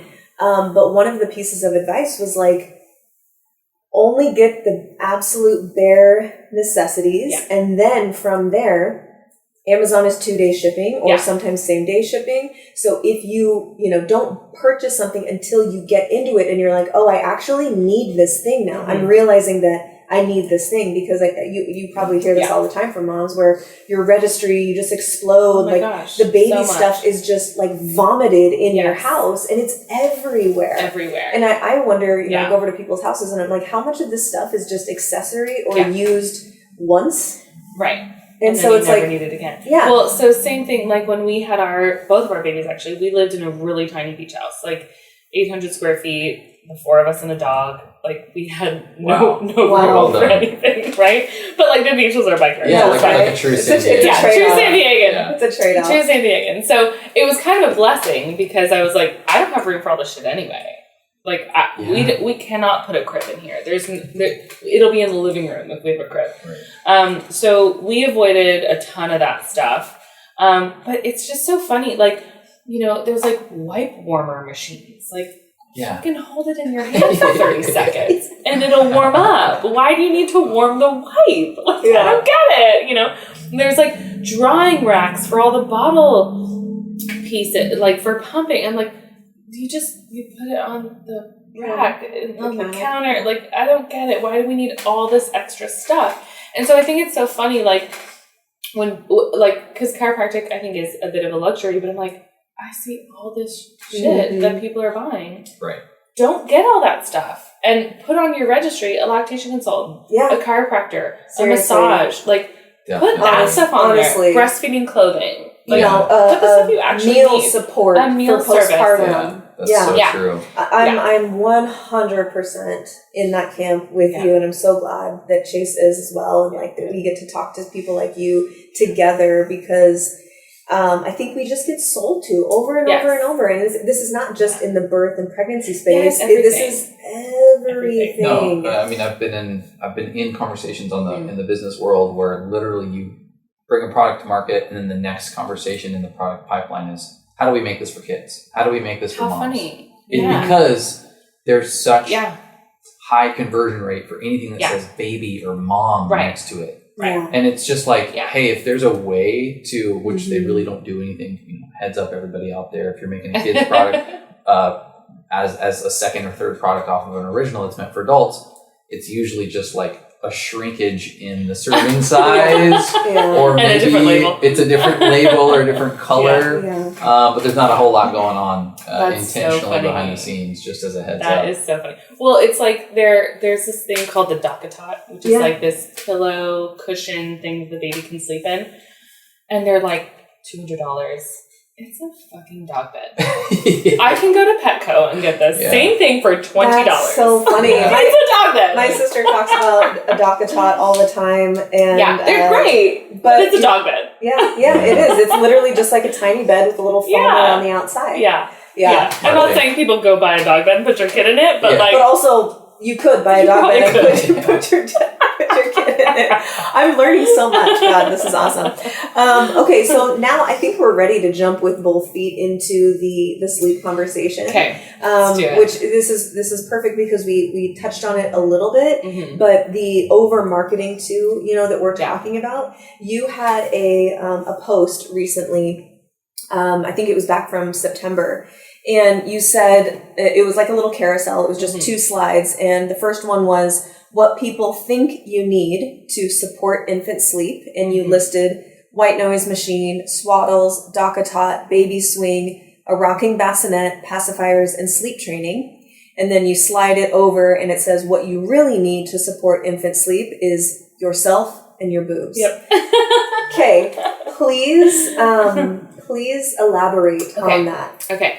So, I'll first start by saying sleep is, I think, one of the most controversial things in parenting. It is. Especially. And, it's like up there with vaccines. Yeah, like vaccines, it is. People get super heated about vaccines, but I think they get even more heated about sleep. Wow. It is. I have absolutely shocking. experienced this, and we were talking before we pushed record about this, but I have 2 sisters who are in the sleep training BabyWise camp. Yeah. And they will go to their grave talking about how wonderful BabyWise is. And my sister even gifts the BabyWise book to every pregnant mother that she knows. Yeah. And they are, more than ready to teach me all of their ways, and then I know, people like you and other people that we've interviewed where, you're talking about the fight or flight response. You're talking about how you're not actually training them to sleep. You're just training them on how to not cry for you. Right. And honestly, I listen to both sides of the argument, and in that moment when I'm listening to that person, I'm like, I'm sold. Makes sense. It sounds like a good argument. Right. And so as we're talking about this, if you could please maybe steel man the conversation around sleep training. Yeah. And then we can look at what are the alternatives that maybe you more align with. Okay, so sleep can definitely be super controversial, and I am an advocate for mom's mental health, and I do think that comes first. And I think we get a lot of breastfeeding and sleep stuff, and we're like, it's so hard on your mental health, you don't have to do it. Mm. Right? And so no, I kind of feel like that's a little bit of a crutch, side tangent. If we actually supported moms in this country, maybe things would be easier. If we actually gave moms paid maternity leave and allowed them to stay home with their babies. I feel like I'm an anti-feminist feminist. So I get that. Yeah, I'll start there a little bit. Which is funny because my husband is home with the kids and I'm the one who works. But I really think that moms should be home with babies. And I think we'd have better family units and better health because moms would probably breastfeed longer if they were home with their babies. Another side note, we have formula CEOs of formula companies who say that they want lower unemployment because that means moms go back to work and that's more sales for them. Because it's really hard to breastfeed and to sleep or be sleep deprived and have to go back to work. Right. Yeah. So that all kind of ties into it because it is insane to me. I mean, California has a better maternity leave policy than most states, but still we're sending moms back to work at 12, 16 weeks. Some states it's 2 weeks and moms are going back to work. Right. Of course they want to sleep train their babies because they have to wake up and work in the morning and function just like every other employee in the company, but they have an entire human to keep alive. So part of me is like, I get why people sleep train, and, you know, it's hard to be a mom. It is just hard. And so the lack of sleep certainly adds to it. I will say, when we have a baby, our brains literally change to sleep lighter so that we can tend to our babies. So even if baby's sleeping through the night, that doesn't mean mom will sleep through the night either. Mom can probably get there and like train herself to sleep through the night also, but we are designed to sleep lighter, to wake to our baby rousing or, you know, wanting to latch or whatever it is. So I think that's a really key thing that's, again, by design, that a lot of people don't know. Is like, your brain is meant to sleep lighter. That is by design. That is on purpose. So that's a key factor a lot of people don't know. And then, you know, babies do the same thing. Their brain grows so rapidly in that first year. They need constant nutrients. They need to feed through the night. They need that. And so it gets a little scary sometimes, because one of the biggest indicators of baby's health is their weight gain, right? So some moms can feed through the day and their babies can sleep through the night and they can still gain weight fine. But a lot of babies cannot do that. If we make them sleep through the night, a lot of babies will lose weight or not gain enough weight. And then all of a sudden, pediatrician's like, you have to put them on formula because they're not gaining enough weight. That's going to reduce mom's supply. And if she goes more than 8 hours or so, 4 to 6 hours, and doesn't pump or feed the baby, it's telling your brain to make less milk because you don't need it. So again, her supply is going to drop. So it's this whole thing that, like, all of this is by design. Like, it is by design that we are meant to sleep lighter. Babies are meant to sleep lighter. We're supposed to feed them through the night. This is for their brain development and their growth. Like, that is all supposed to happen in this very specific sequence. The trouble is when we try and fit that into our modern society, you know, and like, moms are supposed to stay home. We're supposed to live in tribes. We're supposed to have our aunties and our cousins and our sisters helping out. Like, that's how we're supposed to live, but we don't. Mm-hmm. You know, we live isolated with our own little family unit, and that's just what it is. So it's certainly hard to get the support that you need, and that's why, like, there's so many factors with sleep. So I never want to judge a mom if she does decide to sleep train, because I get it. Like, I'm a working mom. I went back to work at 3 months with my babies, and we bottle feed. Like, I would pump at work and my husband would bottle feed them while I was gone. But then I continued to nurse through the night, you know, for quite a while with them. I'm such an advocate for breastfeeding because, it's one of the healthiest things we can do. Breastfeeding can save a lot of lives, and right. Not only for babies, but for moms. Like, it prevents lots of cases of cancer, for breast cancer, uterine cancer for moms. It's super beneficial on lots of levels. Also leads to higher high school attendance and higher IQ. Really? Like, isn't that funny? Wow. Yeah, that's so interesting. So it actually has like a really big economic effect on this on society also. Yeah, so there are lots of factors, but we got pregnant with my second when my daughter was about 15 months old. I really wanted to continue breastfeeding her because I really wanted to make it to age 2, because immune factors change with breast milk after age 1, and it's really about the immune system after age 1. So I really wanted to make it to age 2 because I wanted to get to 2 years. Which I will say, most mammals, if we age adapt for other animals, breastfeed their infants till about age 4 to 7. Okay. So that's pretty standard.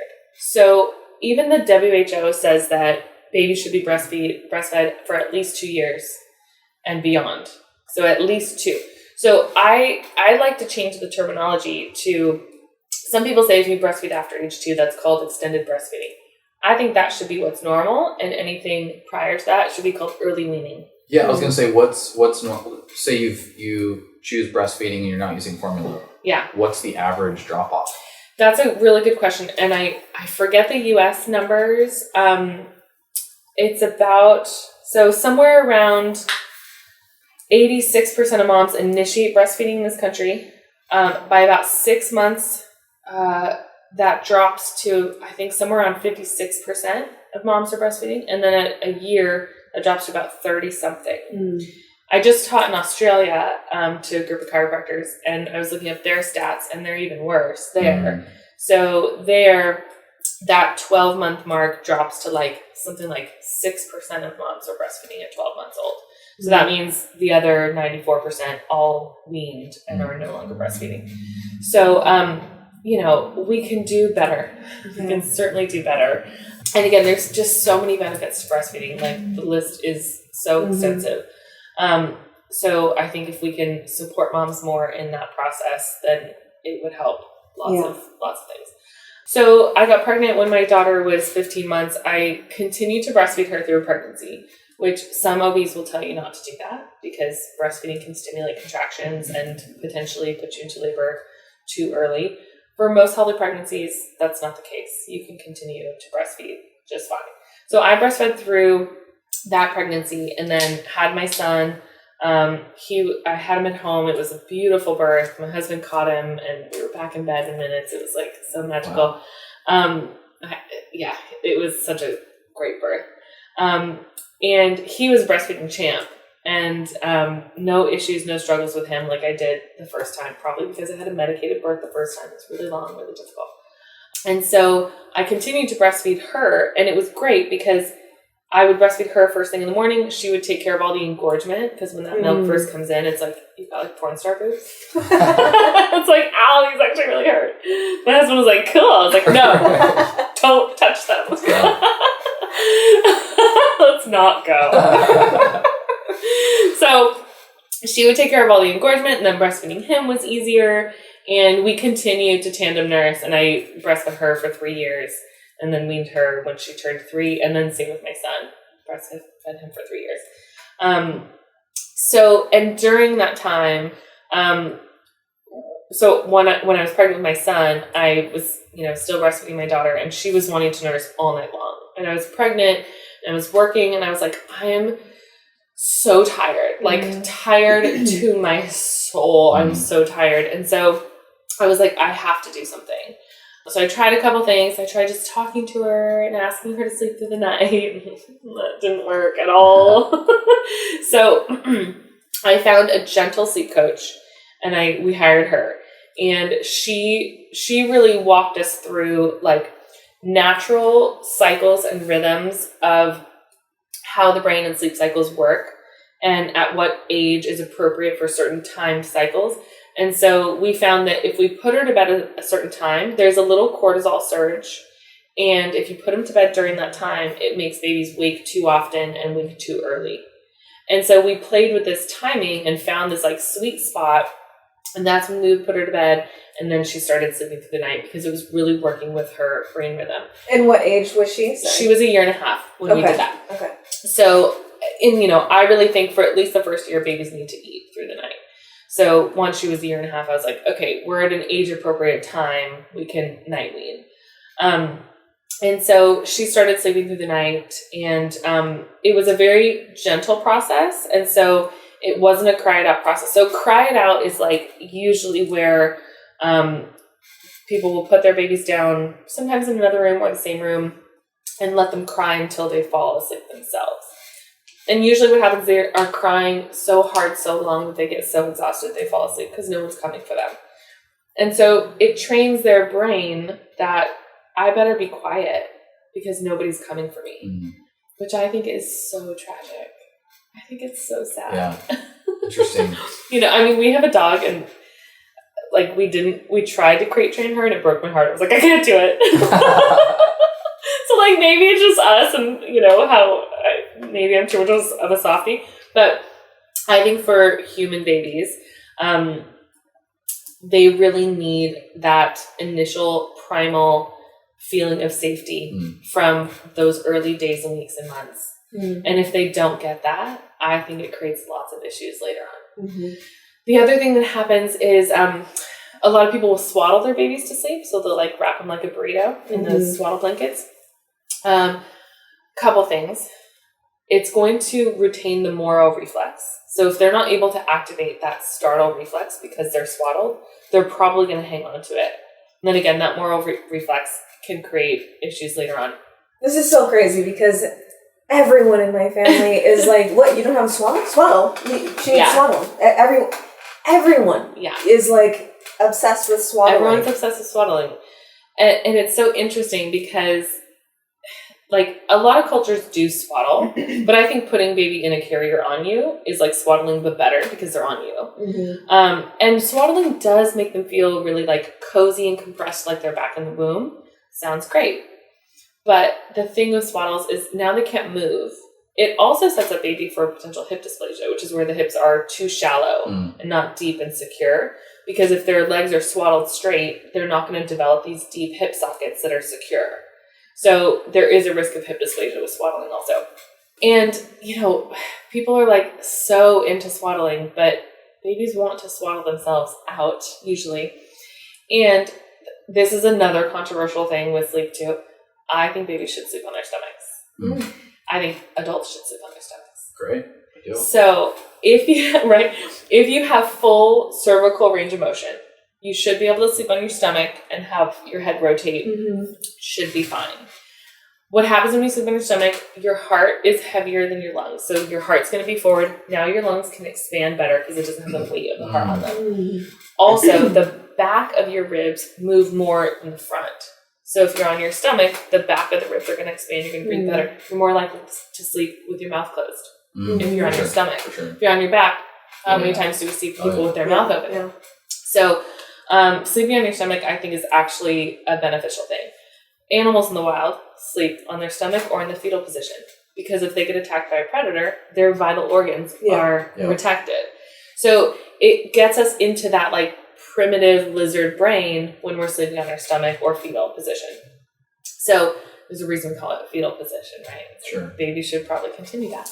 So I'm an advocate for stomach and side sleeping for babies. And so you're just putting the baby in, just raw dogging it.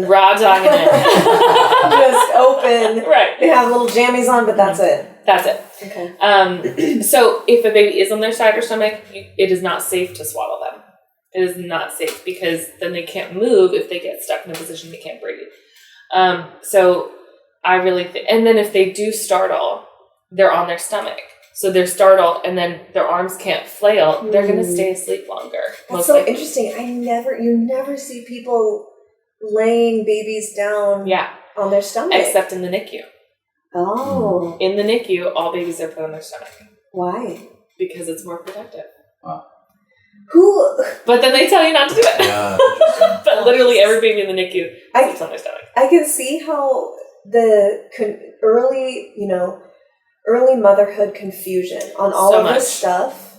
You get to the point where you're like, no matter what I choose, it's not going to be right. It's not going to be right, according to someone. And someone's going to have an opinion about what I'm doing wrong and how I'm doing it. And I see why people just get so frustrated where they're like, just don't talk to me about this. Yes. I need to figure it out for myself. I don't know, man. I see why it's so... One thing that I am thinking, again, could be completely off, but I'm thinking of the way that kids are, and they're developing their relationship with food and when to eat and what times to eat and the natural senses that they have for hunger.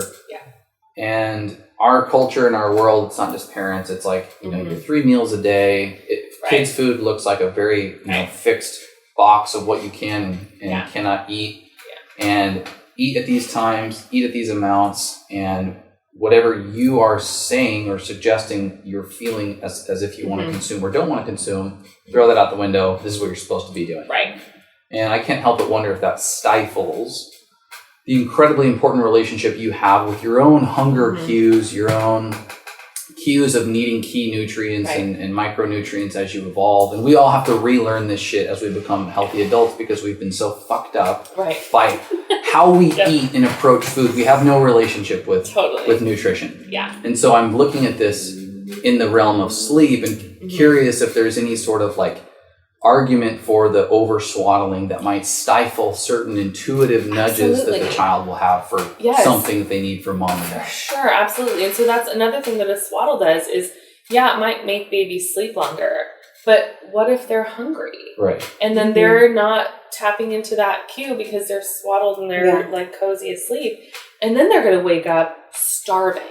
and so hungry. And then what happens, and this happens with bottle feeding too, is if we overfeed a baby, we get these stretch receptors in the stomach that then tell us, okay, now we need this big bolus of food to feel full. Yeah. And so I think that leads to this whole, like, a potential path for obesity and overeating and stuff like that. And I think maybe if we just follow baby's cues from the start and go by their satiation, maybe.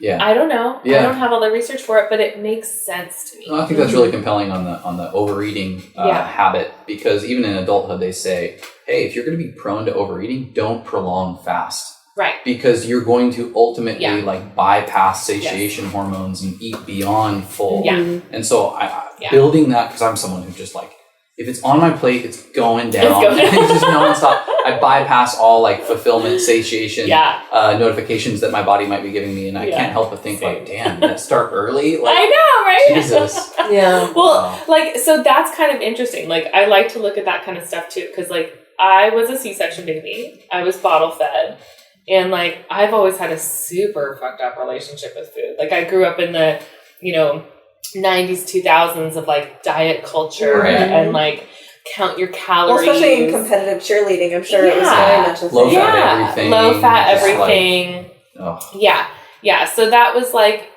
just what we did. And then I would be like an overeater. And I'm like, I wonder if that contributed to like all my health issues growing up and now, So I certainly, like, sometimes when parents have concerns about sleep and food and stuff like that, I'll ask them, like, do you know your experience of your birth and how you were fed? And were you swaddled? Did you sleep with your mom? Like, let's look at those kinds of things. My husband, his parents are chiropractors, and he was born at home, not vaccinated, like, ate healthy food. He was like the weird kid that went to school with seaweed in his lunch. Probably loved it. He was like, that's normal, right? I grew up with like Sprite. Right. Yeah. And he had a way healthier childhood, and I think is healthier than me now as an adult. And I can't help but think that stems back to, and I love my parents. Like, my mom is the best person on the planet, so I don't blame her at all. But, you do the best with what you know and what you have, and they did their best. And you don't know back what you then, don't know. like, everyone just formula fed. That's just what you did. So it is good. I feel like we're getting into a time where people really value breastfeeding so much more than like previous generations. So I do feel like the families that come into my office now are like really dedicated to wanting to breastfeed, which is really cool. But unfortunately, the medical system sabotages that a lot. And part of it goes into sleep. It's like, swaddle your baby to sleep, put him in a bassinet, not in your bed with you, and then all of a sudden baby's not gaining enough weight, and then mom feels like she's failing and not making enough milk, and it's like, no, you've been told to detach from your baby when what you need to do is reattach and be together and follow their cues. So with the, I don't know what you would call the other camp, like sleep training. Yeah, sleep training. What do you call the other camp, like the co-sleeping camp? I would say attachment parenting or co-sleeping. Okay. Because it all kind of goes together. So with that, with attachment parenting, co-sleeping, at what age, do you kind of give them the boot? Mom and dad need some alone time. Okay. This is something I think about a lot. And Yes. this is one of the arguments, for the sleep training, where it's like, you've already gone through a long period of probably zero or very limited intimacy. Right. And having a child in your bed can obviously, be some Certainly level of like, support that a little bit. Yeah. So, I mean, I always like to just joke with parents, be like, if you're only sleeping together in your bedroom, like, you are so boring. You have got to mix it up. Like, come on. That's great. Yeah. Like, there are so many other rooms in the house. Let's get creative. So I do like to throw that little joke out there, but seriously, like, the bed's not the only place that it needs to go down. That being said, I mean, what we would do is like, we'll have her sleep in the living room for a little bit while we're in there. We'll mix it up the next night. So, so I think if that's someone's only excuse, and like, There's so much more. I think it's 1. But like, so what age is it normal? What age? To give them the boot. So I think that's different for everybody. Okay. And different for every kid too. So like we gave my daughter the boot when she was like 20 months by the time we actually got her out of our bed. And that's because I was pregnant and our house was too small. I really wanted to do one of those Alaskan king beds where it's just the whole room is a bed. And then you have everybody in there. But our house just wasn't set up for that. So we gave her the boot around then. But then my son, he was like a little boob monster and like would just, oh God, he's like the sweetest little attachment baby ever. He was just a barnacle. And so I had him in the bed quite a bit longer than my daughter. And once he turned 3, then we had a talk. And I felt like he was old enough for the talk. And I was like, oh no, he was 4 actually. He was 4. And I was like, okay, I'm ready to sleep on my own. You're 4. So that means you're a big kid now. So you're going to sleep in your own bed. If you wake up, Daddy's going to come get you. I'm not going to come in. And he was like, Dad, I'll just sleep. So then he started sleeping in his bed all night. But now, both my kids want me to put them to bed every night. And so I put them in the same bed together. And now they sleep together. It's so cute. That's awesome. Yeah. I'm really curious about the mother-son attachment because I've seen so many people in my life, friends, even people who I've worked with from a coaching standpoint, and they've got a very attached relationship to their mother into adulthood, and they've never had a necessary like separation from the mother, even emotionally. And it layers into every aspect of their life. It layers into their relationships.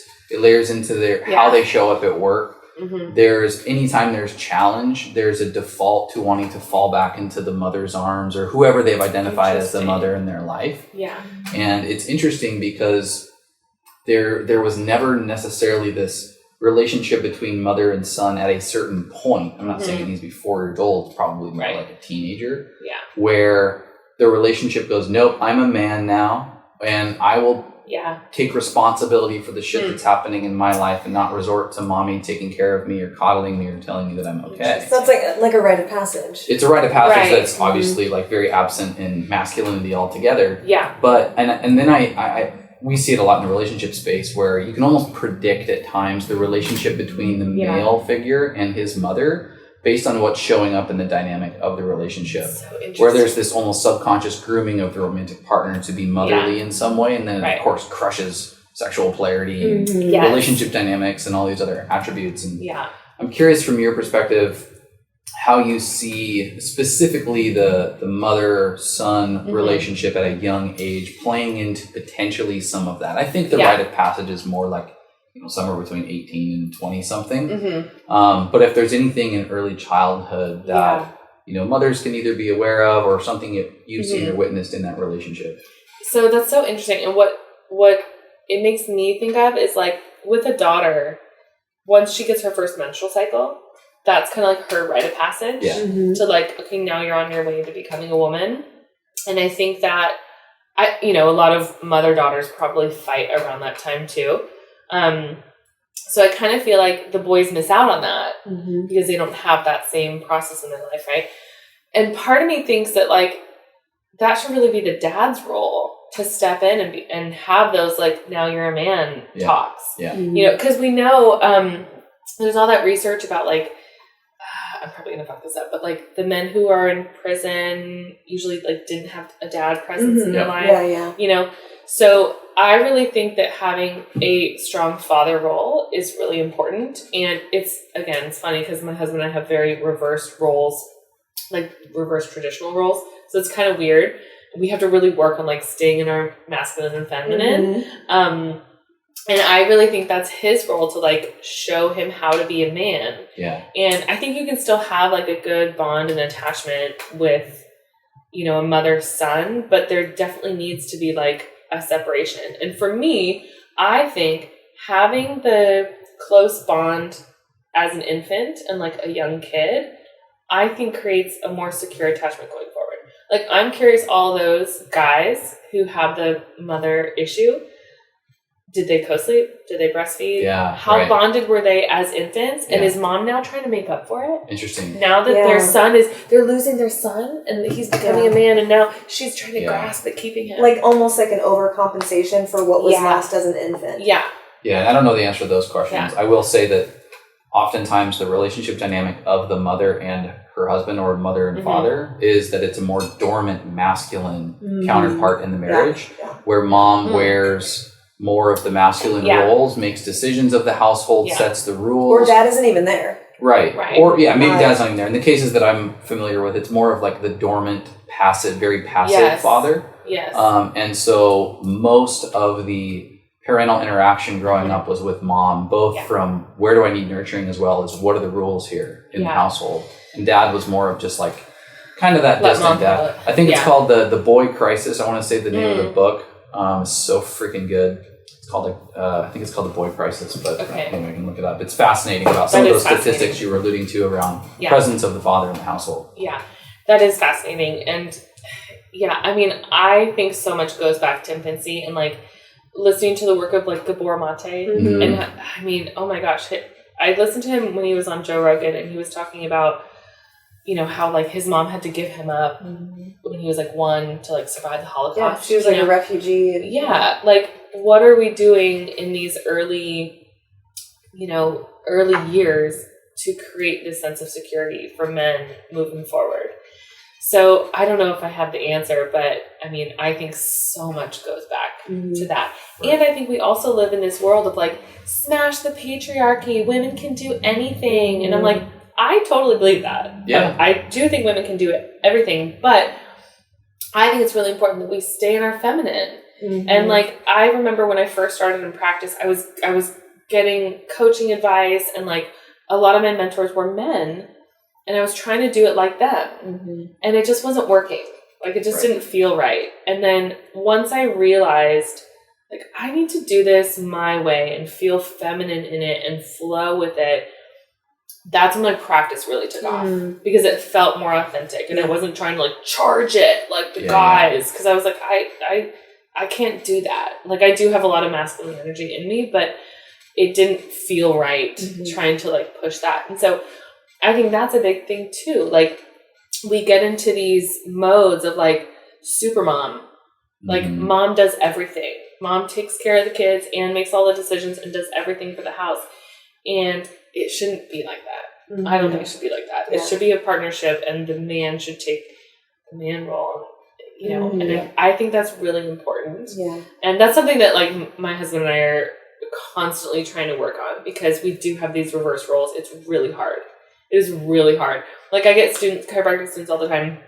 Like, how do you run a practice as a mom? And how do you do this? I'm like, well, my husband stays home, so that makes it easier for me to do more of the work stuff. And we also, both of our moms live here in San Diego and help a lot with our kids. But I tell people all the time, I'm like, honestly, it's really hard. Yeah. It's really hard to have these reverse roles, and it feels very unnatural at times. And it takes a lot of work for us to stay connected and stay in the flow. And we go through these periods where like we're just like not vibing, and we have to like work to get back to it, and it's not easy. Yeah, I mean, you get business part where you're productive, but you're in business partner mode, and then so the dynamic of the relationship has lost its polarity. Yeah. Or you can get into like like roommate mode, which is we're not as productive, we're not in our masculine, but we're both kind of in our feminine, and we're still not finding polarity and spark. And so it's like I would imagine the agility between creating spark in the relationship dynamic is a skill set both of you guys have. Totally. Yeah, it's tough.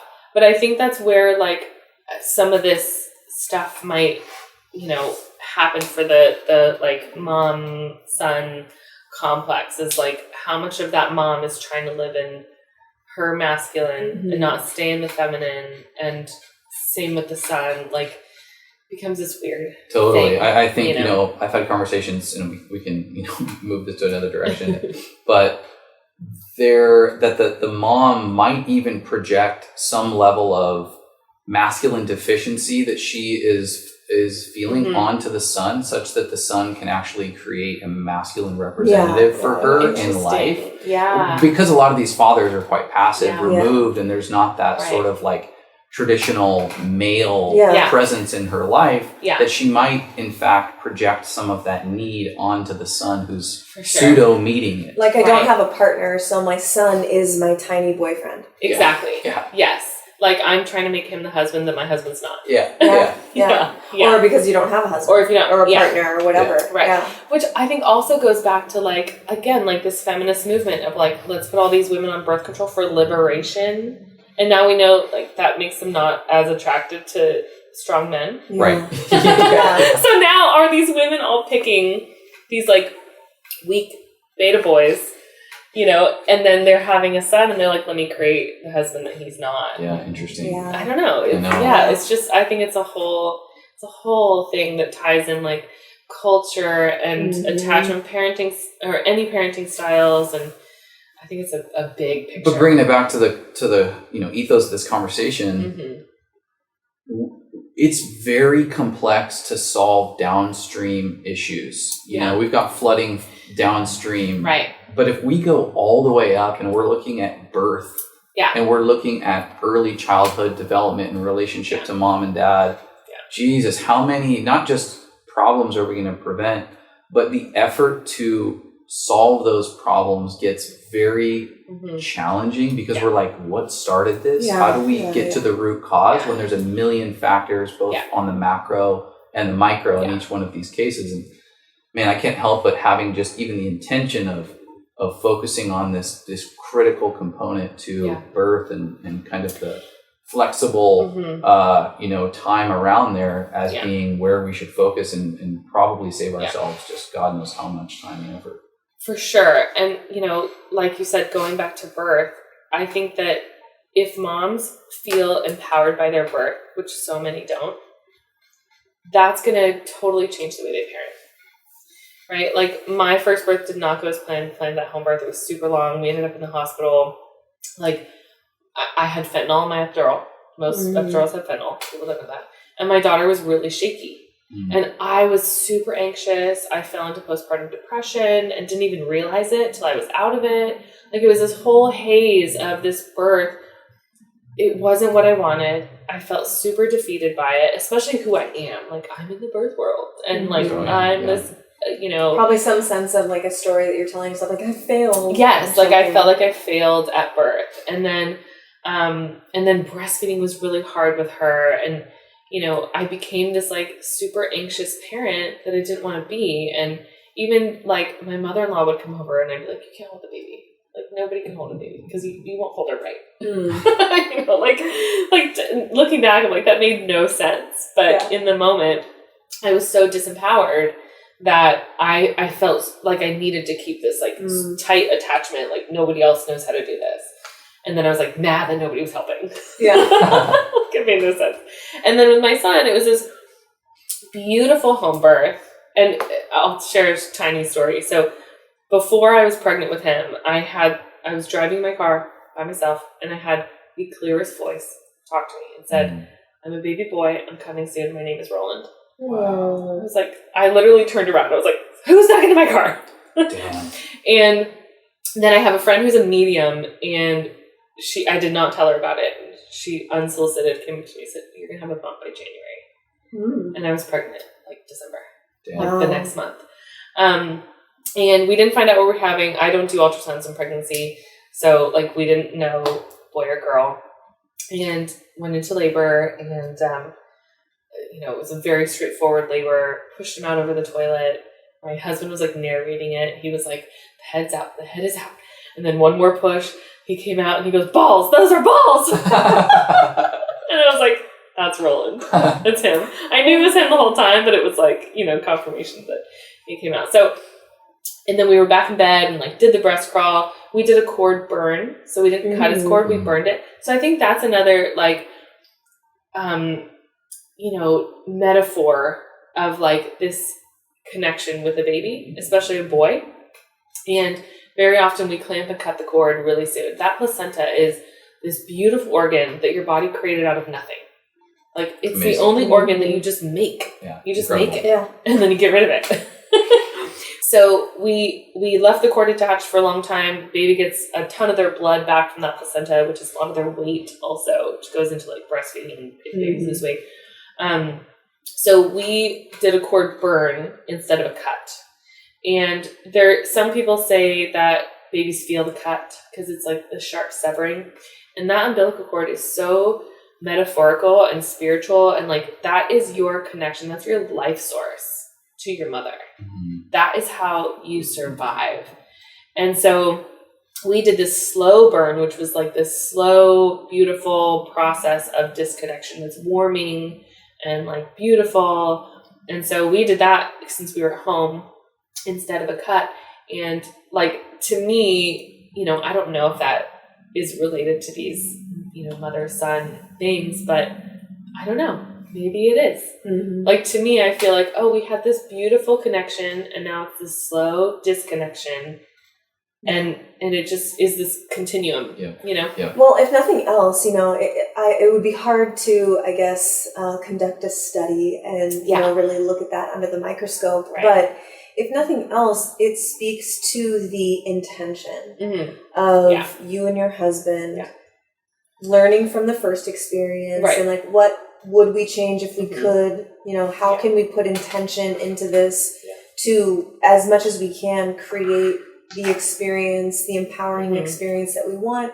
And how can we create, you know, Chase and I are all about how can we create ceremony around this thing? And I think that just in the medicalization of hospital-based birth, a lot of that ceremony is completely lost. I mean, we sit down to dinner and it's a ceremony. We're breathing together. We're regulating our nervous systems together. We have a candle lit. And we really take time to anchor in before we just chow down. You know, we're asking each other like deep questions. We're thinking, we're learning about each other. And, you know, this is just speaking to kind of highlighting what you're talking about, which is like, how can we create more intention and ceremony in these beautiful, gigantic, massive life events? That sometimes get sloughed off as medical events when it's not necessarily a medical event. This is a life transformation. This is an alchemizing. This is an alchemy event, you know, alchemical event. Thank you, my Gemini. Me too. Alchemical. Oh, that's why I love you so much. You know, how can we create more ceremony around this thing and just maybe think of it a little bit differently than just like, let's get to it and snip it here. So it could be the imbibing of ceremony and intention into that. That's really impactful. Yes, for sure. And so for me, one of my ultimate favorite look on a woman is right after she's given birth. There's this like, it's like every emotion in her face. She's exhausted. She's elated. She's so fucking scared, but so happy. And probably proud of herself. So proud of herself. And like, you know, her hair is usually disheveled and like, she's holding her baby for the first time. Her lips are swollen. Like, it's just this like amazing transformation. And like, you look at a picture, you're like that, and you're like, she's different. The maiden is dead. The mother is born. And it is like this beautiful, it's just my favorite look. And I wish everyone who attends birth would value that. Like, if nothing else, like if anyone's listening and you're like an L&D nurse or an OB, like just put value in that. And like, I think that would change so many of our birth practices. So much. Like, how beautiful, like just respect that process. Just respect it. And like, look at it for how beautiful it is. And like, let's try and make every mom feel a little more empowered. Just a little bit. For sure. I love that so much. So we can't interview a lactation consultant without going deeper into breastfeeding. Our listeners are mostly going to be of the mind, you know, they know that breastfeeding is superior to formula in every way, shape, and form. So we don't need any convincing there, but I have spoken to many friends who are just as crunchy as I am and value breastfeeding. Yeah. And they express how difficult it is, how hard it is, and, you know, have even given up. Yeah. Or, I don't even want to say given up because that is demeaning. Yeah. They've moved to formula because they feel like it's the best option for what they and their baby needs. Because based on how hard breastfeeding was, quote unquote hard. Yeah. What are these big hurdles to breastfeeding?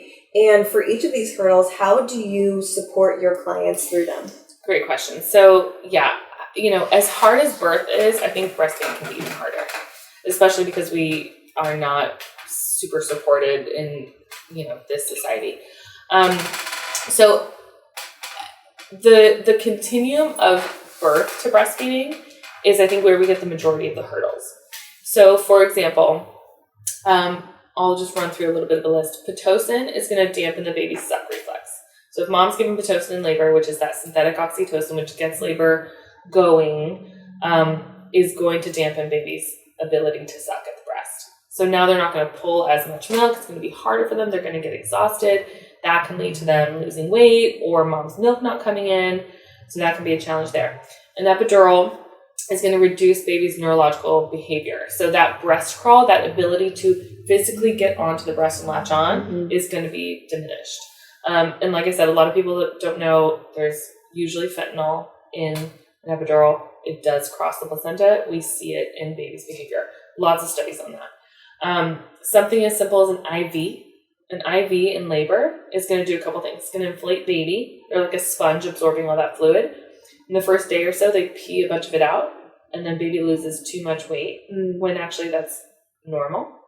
And so then they want to, have baby supplemented with formula when it's not appropriate. It's also going to inflate mom's breast. So now we've got, again, these like porn star boobs that are inflated, not only with milk, but also with IV fluid. It's a lot harder to latch onto that. If tissue is like super tight, it's really hard to latch than if it's like soft and supple. And then a C-section can delay milk coming in up to 10 days. So babies should just be getting drops of colostrum those first few days. If their milk doesn't come in, they're still getting that really beneficial colostrum, but it's going to take longer for them to gain weight. So we like to see, most babies lose weight when they're first born. We'd like to see them back up to their birth weight in the first 2 weeks.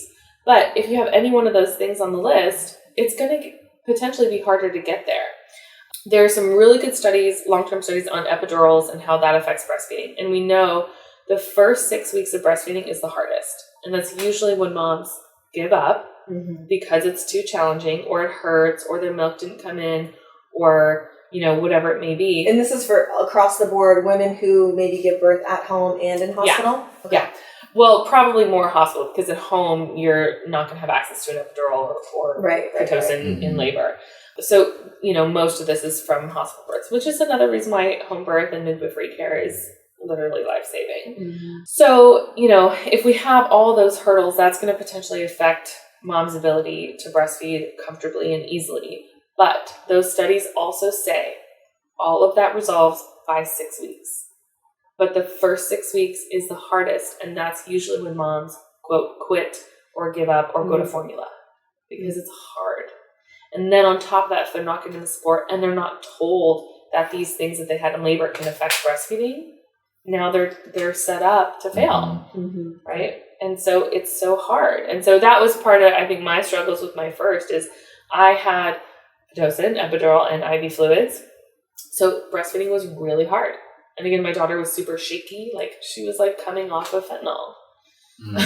And at this point, when you had your daughter, were you already a lactation consultant? I was not a lactation consultant, but I was, my practice was, pediatric and pregnancy focused. So like, this is what I did all day long. And then all of a sudden I was struggling at it too. Yeah. So it wasn't until, I really started to see so many more breastfeeding babies and like issues in my practice. And then I had a family come in who were like all-star patients, like loved them. They were so compliant and like loved chiropractic. And the mom was pregnant with her second and just like wanted a better birth. So she was getting adjusted. And of course the birth was better. And then she had her baby and breastfeeding was fine. Everything was doing great. And And then 5 months went by and she and I kind of became friends, and she called me and she said, I'm in so much pain breastfeeding. My nipples are bleeding. There is blood in my milk. I want to give up. Wow. And I was like, what happened? Like, I missed something. Come in, let me check. I looked inside her mouth, which I wasn't doing as much like in-depth cranial work and oral work at the time. Looked in her mouth. Baby had ties, which tongue tie, lip and tongue tie, which I didn't check because at first everything was fine. And so, she went and got the ties revised and then continued to breastfeed just fine. And now her daughter is older and wants to be a chiropractor. Oh, it's so cute. That is great. Well, I mean, the tongue tie thing is so relevant because I feel like I hear a new mom every week, like, tongue tie, or I don't know if it's overdiagnosed or if it's just, more, if it's more rampant, if it's more common. I think it's both. And that, that's like a whole discussion in itself too. And that affects how the tongue functions. And, the last thing I ever want to do is refer someone for surgery if they don't need it, especially a baby. Yeah. But sometimes it really is needed. And so that's what we work with, is like really looking at it from a functional perspective. If things are functional, we all have that tissue. We all have that structure. If it's functional, it's not a tie.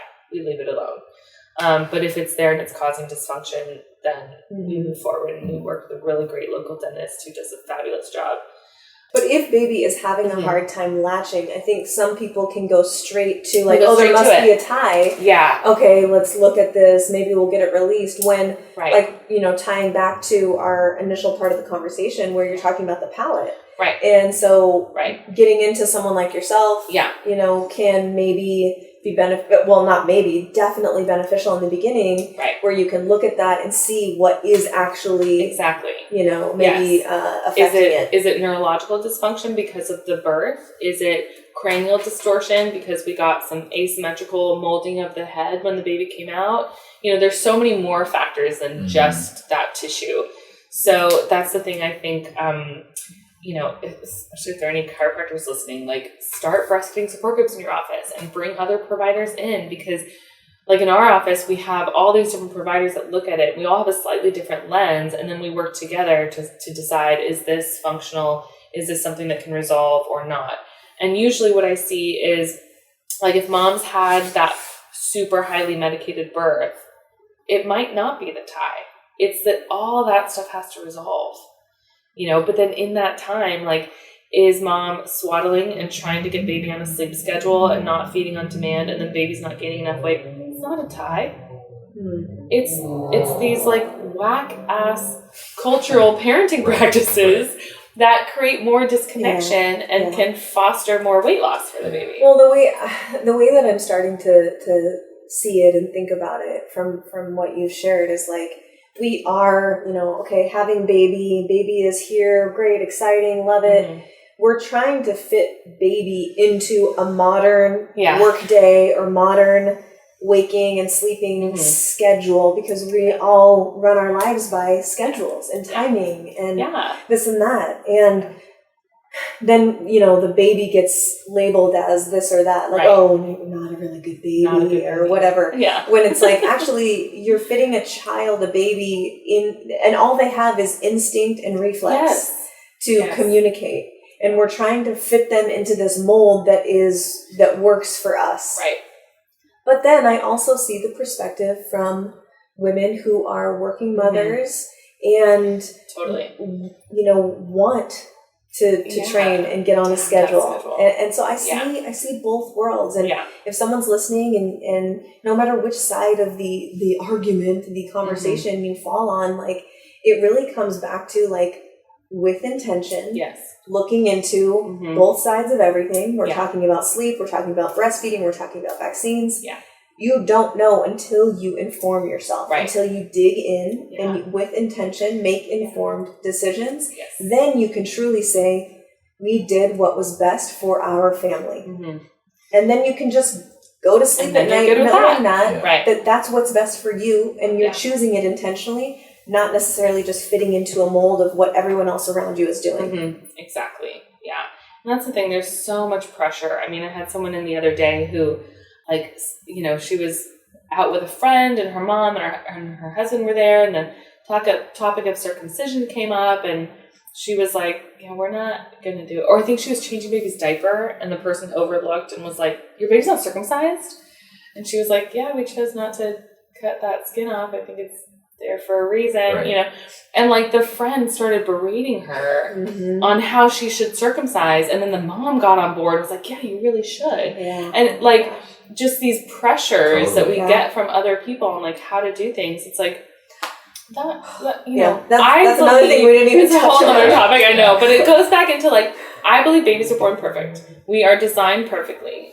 Like everything is by design. If we just get out of our own way and like get into your gut and your intuition and like follow the lead of you and your baby and what feels right, like that's going to guide you. And what an important energetic precedent to set for your child as well. Because that's what we spend half of our adult life trying to figure out is that actually we house the wisdom. And it's a matter of uncovering it. Yeah. And that's been freaking my 30s. Yeah. It's like mostly that. And how about building that mechanism from a young age? Yeah. Amazing. This is so good. And obviously we could keep going, which is just a nugget that we need to have you back on at some point. But love it. I would love to. I'm so grateful for you and your work and your heart that you pour into your clients and your family, of course, and your work, it just exudes out of you just from every pore, and it's wonderful. But thank you. I'm so grateful. This is so wonderful, and your guys' podcast is so beautiful, and you've had such amazing people on. I feel like so not worthy to be here. No, you knocked it out of the park, my girl. So on that note, where can people find you, work with you if they're in the San Diego area? And tell us about what you're offering. Great, thank you. So if anyone is in San Diego, my office is called Cafe of Life, Chiropractic Cafe of Life, because that's where people connect and it's about filling a fun life. We're in Pacific Beach, which is a fun beach town. We have a free breastfeeding support group every single Monday, which is just so fun. And then social media is probably the best place. Instagram, Dr. Steph Libs. I also have a couple course offerings, which are I really poured a lot of heart into as well. There's one called The Course on Breastfeeding. It's for moms. It's really all the way from birth to weaning and like everything in between with parenting. There's a little bit of vaccine info in there. There's stuff on sleep and like feeding baby solids and really how to navigate all those birth issues that come up. Like if there is an intervention in birth, how to navigate that and continue to breastfeed successfully. So that is an online course that I have that I'm happy to even do like a discount for your listeners. Sure, yeah, we can figure it out. We'll put it in the show notes, you guys. Cool, yeah. So, that's one of my favorite things. You can be anywhere around the world and take it. It's just an online course. That's my jam. Love it. That's it. Amazing. Thank you so much for being here and sharing your light. It is so needed, and there's so many different avenues that people speak to for our world to change. And I truly believe that it's going to come down to women and mothers. Yeah. Because that is the most powerful, I think, force is a source. Right. Yeah. Right. It is the mother. Yeah. And when the mother does better for herself and her family intentionally, it just trickles out from there. It trickles out to the community, which trickles out to the city and the state and the country and so I am right behind you and beside you. I'm really, really glad that people like you exist as healthcare practitioners. No doubt. Yeah. What a beautiful conversation, and thanks for everything. Guys. Thank you so much. Yeah. It's such an honor. Thank you guys for tuning in and listening. If you heard something that struck a chord or maybe that ruffled your feathers and you want to have a conversation about it, send it to someone you love. Send it to a friend. Start conversations. No matter which side of the conversation you fall on, it's important, and we need to open up safe spaces to have these conversations so that people can do better and feel supported, and it can ripple out and our world can change. Thank you so much for listening and watching. We'll talk to you next time. Go spread some light. Okay, bye. Thank you so much for listening. If you enjoyed that, check out right over here for some more fun clips. Oh, and you're going to want to subscribe. Bye.